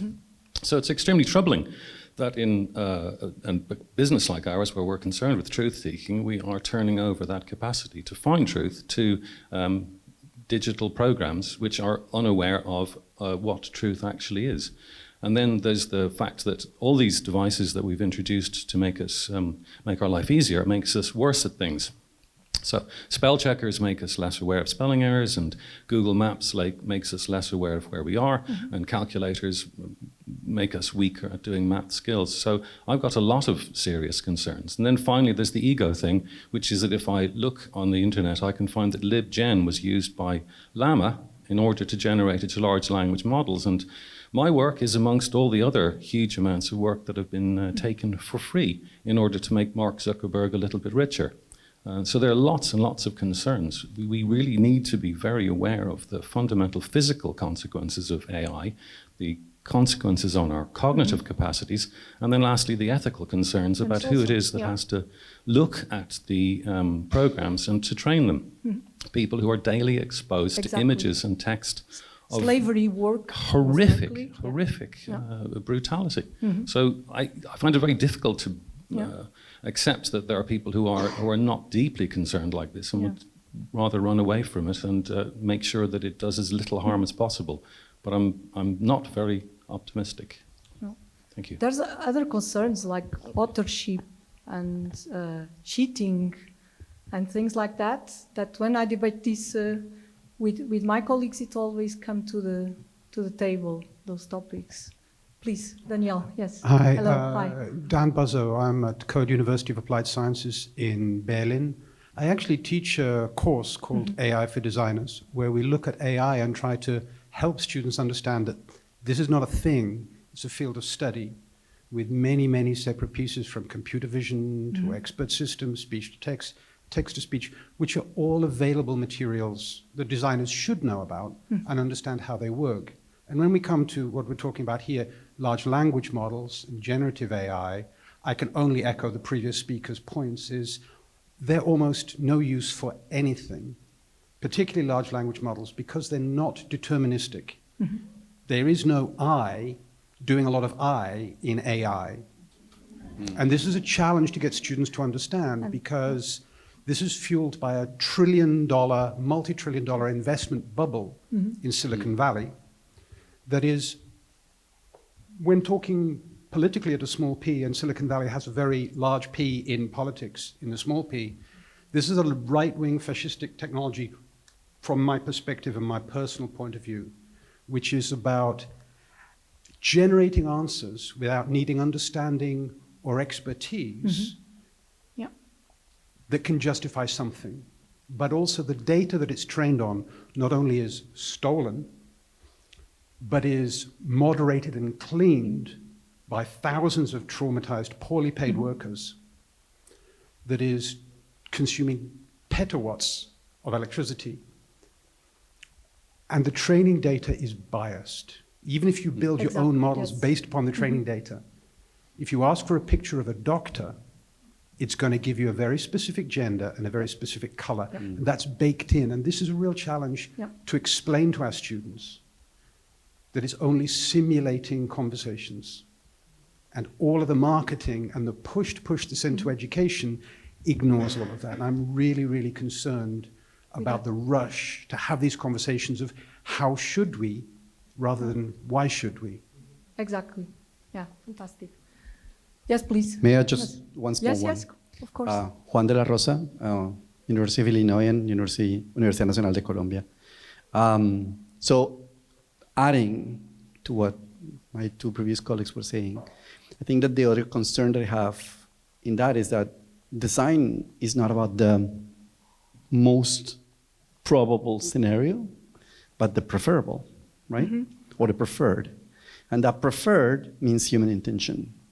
And as we delegate something that already carries values, that's artificial intelligence, to create notions of what the future could be, we're not just using that biased idea of the world as it is, we're using biased ideas of the world as it could be.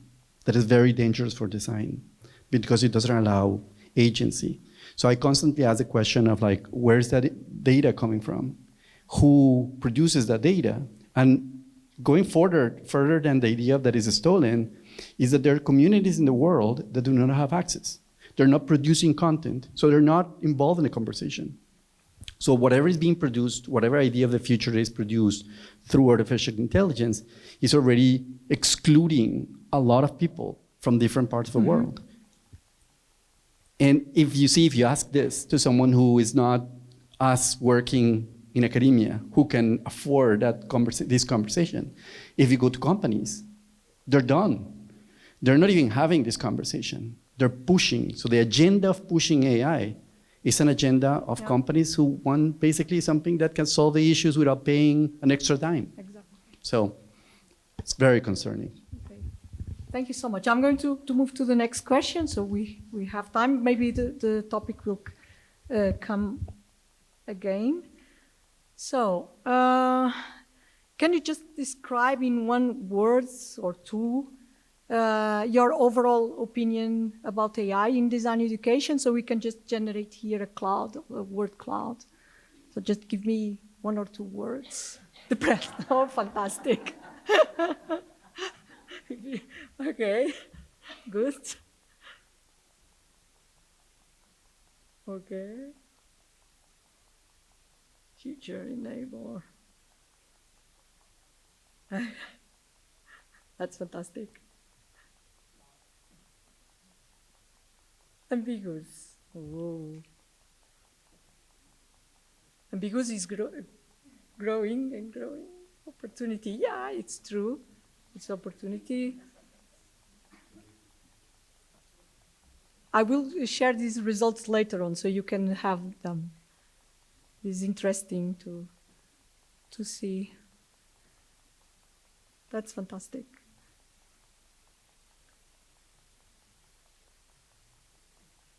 Okay. Wait, lazy. Fantastic. Curious. Yeah.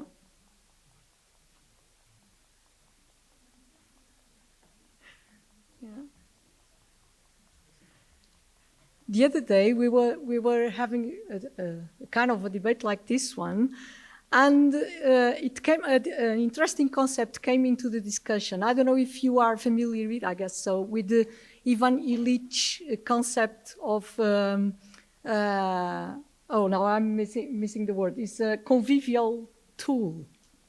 You know the concept convivial tool. So it's a kind of a old concept, but it's quite interesting. It's being revisited recently. So the idea of a convivial tool is a tool that allows humans to engage with each other without the need of technological mediation. So we are not relying on sophisticated systems to do whatever we need to do to do our daily activities. And so we were like looking into artificial intelligence and try to understand how much convivial it could be, because the idea that came first is that this really sophisticated system that requires a lot of energy, a lot of information, a specific set of conditions to work. And eventually, we might face circumstances that these resources are not available. For instance, just to give you an idea, I don't know if it happened with you, but there was a lot of problems in some airports these days because cyber attack on the systems. So if we start relying on this kind of systems, digital systems, and with AI, and for some reason these systems have a breakdown. I don't know if they collapse for some reason. What will happen to us?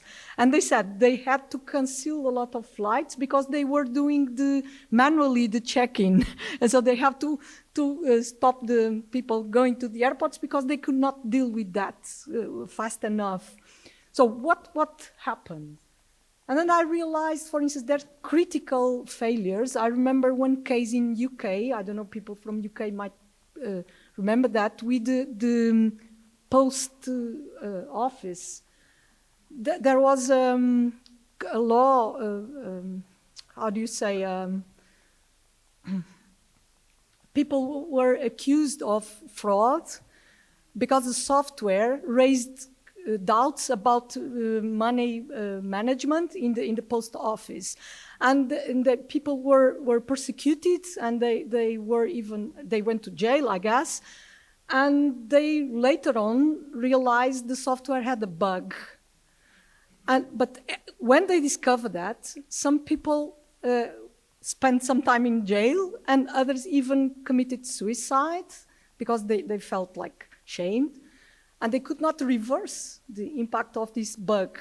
And so we realized that maybe we trust too much in the technology, and maybe we shouldn't. But the fact that it's so efficient, as you see here, is so efficient, so good for us, there's an opportunity, and we just decide to jump into the technology without even being critical about it. So sometimes I think that we are kind of a puppets, or we are technologically blind, and so we just decide to jump into that. We see the opportunity and we immediately take it. And we are curious, as you say here, and we want to explore it. And so we are not brave enough to say, let's stop. Let's slow down. Let's take the risk and say, instead of innovation, decide to de-innovate. So stop innovation and say, I don't want to go this direction. I need to step aside and select a parallel road. So sometimes we are not brave enough to say this. And one of the things that upsets me more in the design school is that when we talk about progress, I see it as a train. So a train runs in an iron road that is predefined, and the train is really powerful, and when it starts moving, it's hard to stop. And when people talk about innovation and progress in design schools, it always comes to my mind this train idea. I said, okay, but we should just be able to do a turn and say, maybe not, I don't want to go straight ahead. I need to take a parallel road. And we are not brave enough to do that, because we feel like if I say I'm against progress, they will look at me as a weird person. And I say, no, my dean, I'm saying it publicly, please. So my dean always gets upset with me because I love one word, that is flourishing. And he says things like this, lady stuff. So it's kind of a romantic idea that comes to the conversation when I talk about flourishing. But I find the idea of flourishing more attractive than progress. Because to be honest, to be able to flourish means that I need to be in a very balanced position with the ecosystem. And it is poetic, it is, because become a flower is something marvelous and is beautiful, and we need beauty in our lives. And there's nothing against, they are not antagonistic. Progress and flourishing, they are not antagonistic. But the ending point is different. Maybe I do not need the progress in the classical meaning. I just need to be in a very balanced way, a very beautiful way, and look for harmony. So we can just feel well, right? And so my question is, can AI help us to get there or not? So it is a convivial tool in the sense that can help us to feel good, in harmony. I don't know. I'm just being provocative, but I'm sharing with you my concerns. Okay. Yes, please. That's I don't know who has the microphone. Hi. Hi. Hi. My name is Melanie. I'm coming from Brooklyn, from the School of Visual Arts. Nice to see everybody, and I really appreciate the political nature and also the calling out of different ways of knowing that aren't really embodied in these systems. One thing that I think gets in the way of flourishing, that I think we have to be thoughtful about, specifically from a pedagogical approach, is that AI removes friction. Learning and creation are filled with productive friction. We learn through the musculature of learning, of going through the process of connecting the dots. And if we offload that, I think the biggest risk is this like false hubris in our knowledge and our skill and our craft. And if we're thinking about design education and flourishing, that would be the biggest detrimental that we could do to our students. So trying to be productive about when and how we put in pedagogical friction and creative friction so that a designer can feel the self-efficacy and skillfulness that's really required for a durable, flourishing professional life and community life as a designer. Thank you. Have you got time? Are you okay? Please, yeah. Do you want to? Okay. Still have time. So I'm interested in what the data are actually showing us right now live, not just on this screen, but in screen one. Now, if I was doing Mathematics 101, that's a classic distribution curve. So are we asking the wrong question here? Does this get anything at all to do with AI, and has it got everything to do with human collective intelligence? Because that first slide tells you exactly the answers to the questions you've just been posing, which is that humanity just kind of mostly does whatever the rest of people are doing. Look at this one, for example. Look at the data here. Now imagine, just close your eyes, forget that top sentence.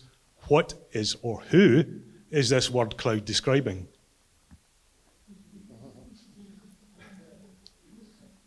Is that not a human question that's being posed, if you see, in the data that we're actually looking at?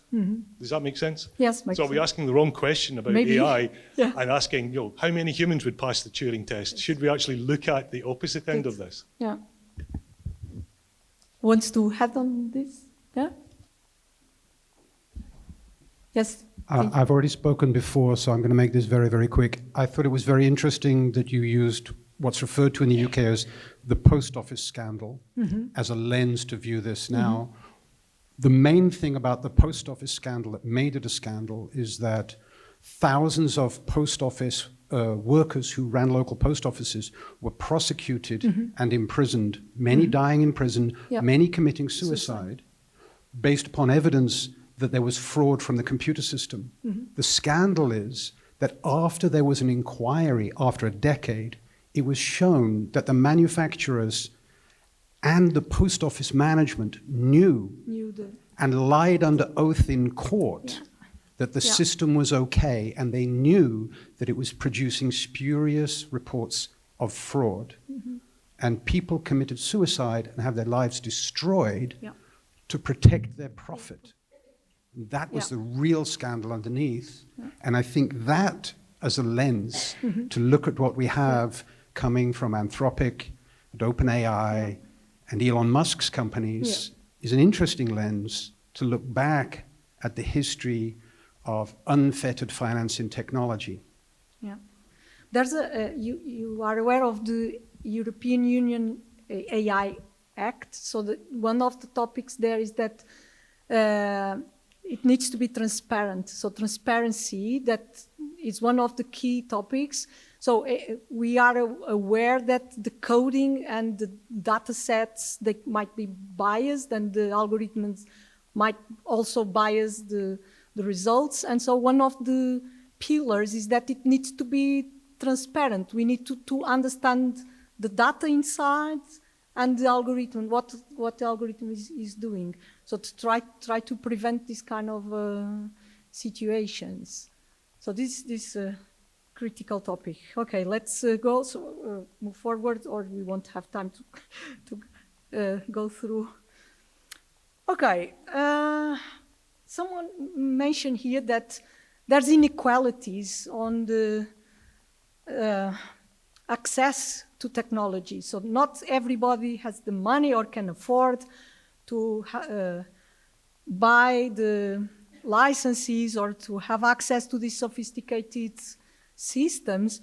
So should we mandate equal access to the students? For instance, I know that our school, for instance, offers licenses, so specific softwares, so the student can use it for free while they are doing our assignments. So they do not need to rely on their economical power to develop the work. So should schools provide the access for free, these tools? Yes or no? So because imagine, let me just give you an example. I don't know how, maybe Paul can just help us, how schools in different countries with different economical power, they might just offer their students access to the tools. So are we creating really unbalanced results in here?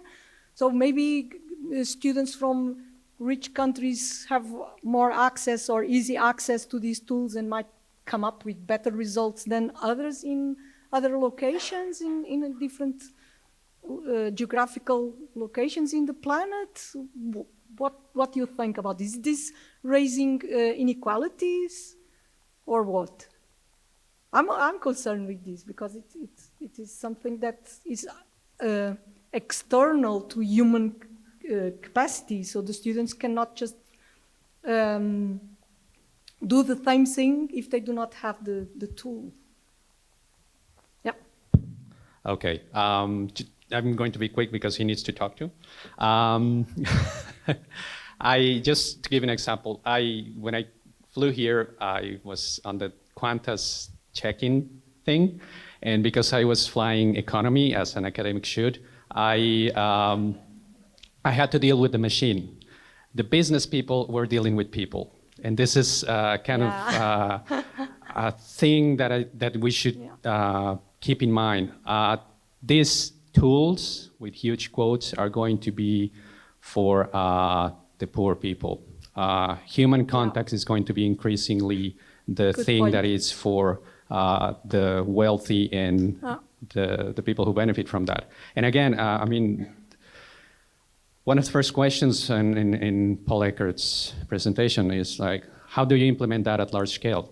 And I'm talking about a university that truly lives from foreign students who pay a lot of dough for design education. So how can you make, I mean, it's not about the tool, it's never about the tool. And that's, I'm going to shut up and give it to you.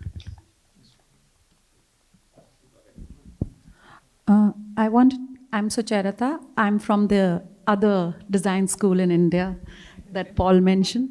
I'm going to step back to the fact that these inequalities and biases in data are very real. Very recently, I was part of a screening in India, which was an underground screening because obviously it's not funded by the big money, called Humans in the Loop.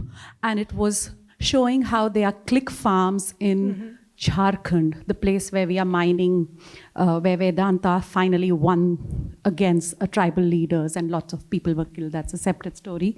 And the people marking and labeling this data, which is sponsored by, it's a clickbait farm for an American firm, where tribal women who know a little bit of English, because we all learned English, label visuals for big data, and the matrix for what has to be labeled comes from the West. So you are forced to label, and how one girl stood up to say that particular insect is not a pest according to my cultural learning, and how she was like forced to still label it as a pest. And there's so much bias, and these are people who are getting agender women, clickbaits, middle of Jharkhand, tribal region. It's just problematic at every level. So I think that debate of who's labeling and what data we are putting it in these learning models is really important, and Southeast Asia is not there. Yeah. I had a conversation with a colleague from Peru, and he told me something that it was quite interesting to listen. He told me, okay, there's a lot of words from casual language they use, and they said, we struggle to do the research the way we wish we could because we cannot find similar words in English. And so English or any other language that's more international, they lack on vocabulary that allows them to do the research they want to do or the way they do. And I realized, well, this is a problem. And these universal, let's say, systems, they create this kind of situation. And so maybe we should be cautious on the use of these tools and maybe leave it restrict and not imposing it or to force the students to use it.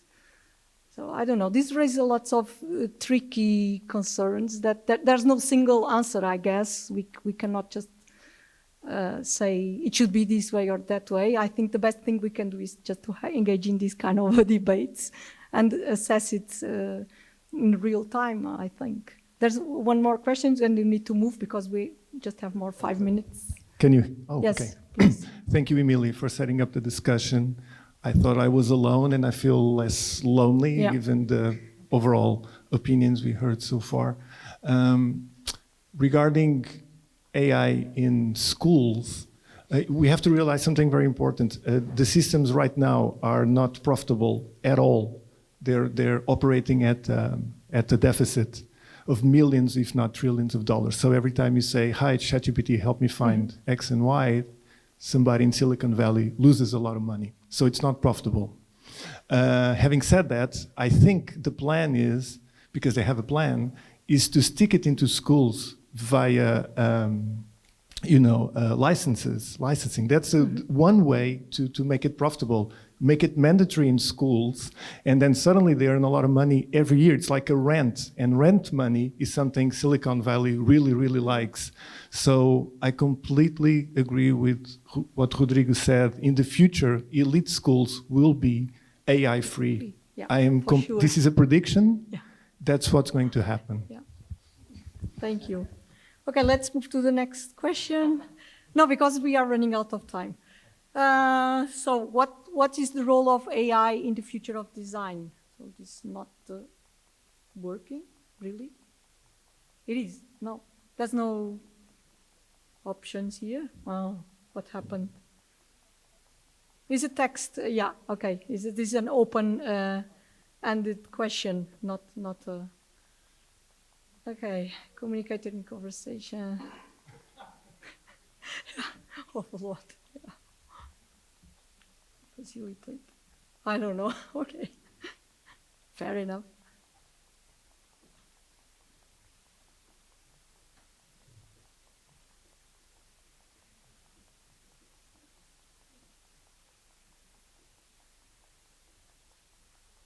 Yeah. One good thing here, I think, AI is raising the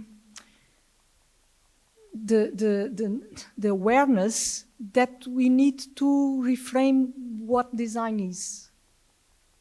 So I see it this way, because sometimes when I try to reply to these questions, I realize that maybe my definition of design is not that accurate as should be, and I need to reframe it. I need to rethink what design is, or what design should be, or what will be. So the definitions, we lack on definitions and good definitions of design. I always find these, I have mixed feelings regarding this, because we can see, okay, so design is everything, so we don't need to define it. No, but that makes us struggle as a community, especially when we need to engage with debates with other areas. And so there's a plethora of definitions that sometimes works against us and raises more questions and doubts than is helpful. So I think AI is showing us that we need to really understand what design is or should be, and how we see it in the future. And I think we lack a lot on that still. Okay, shortcuts, yeah. Okay, so we are running out of time, right? Yeah, so let's just go to the end. Oh, that was the last one, sorry. Still. Okay, so to sum up, I just want to thank you for sharing your thoughts and ideas. And I would like to end this by just ask you to maybe in our gatherings or maybe in our schools raise more debates on this, engage on debates with the students themselves, with the communities themselves, because it's urgent that we establish a position that protects us from the unwanted effects from artificial intelligence. And as someone said, we cannot stop it. So we are not able to close Pandora's box anymore. So the monster is out there. So we don't know what will happen next. And so we need to face it. And so my intention in promoting this debate was really raise the awareness that we need to engage on this debate. And there's no easy answers. We need to research, we need to think on this, we need to try on this, we need to face it. And so for me, that's the most critical and important topic. And so that's one of the reasons why I thought it would be beneficial for us in this gathering to engage in this discussion. And as I share a little bit what João just said,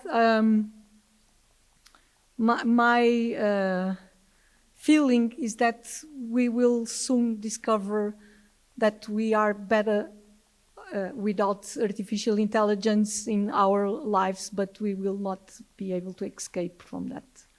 So thank you so much for engaging and for sharing your thoughts, and let's continue.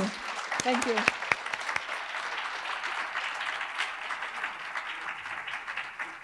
And I will share the results with the organizing committee so you can just distribute it. Thank you, Violeta, so much. Thank you. Thank you, Emilia. We will now have the lunch break. The lunch is at Castro restaurant. We need to walk and cross a little bridge within the campus, so we can join all together on the outside of the building and we walk together, okay? And we start at 2 p.m.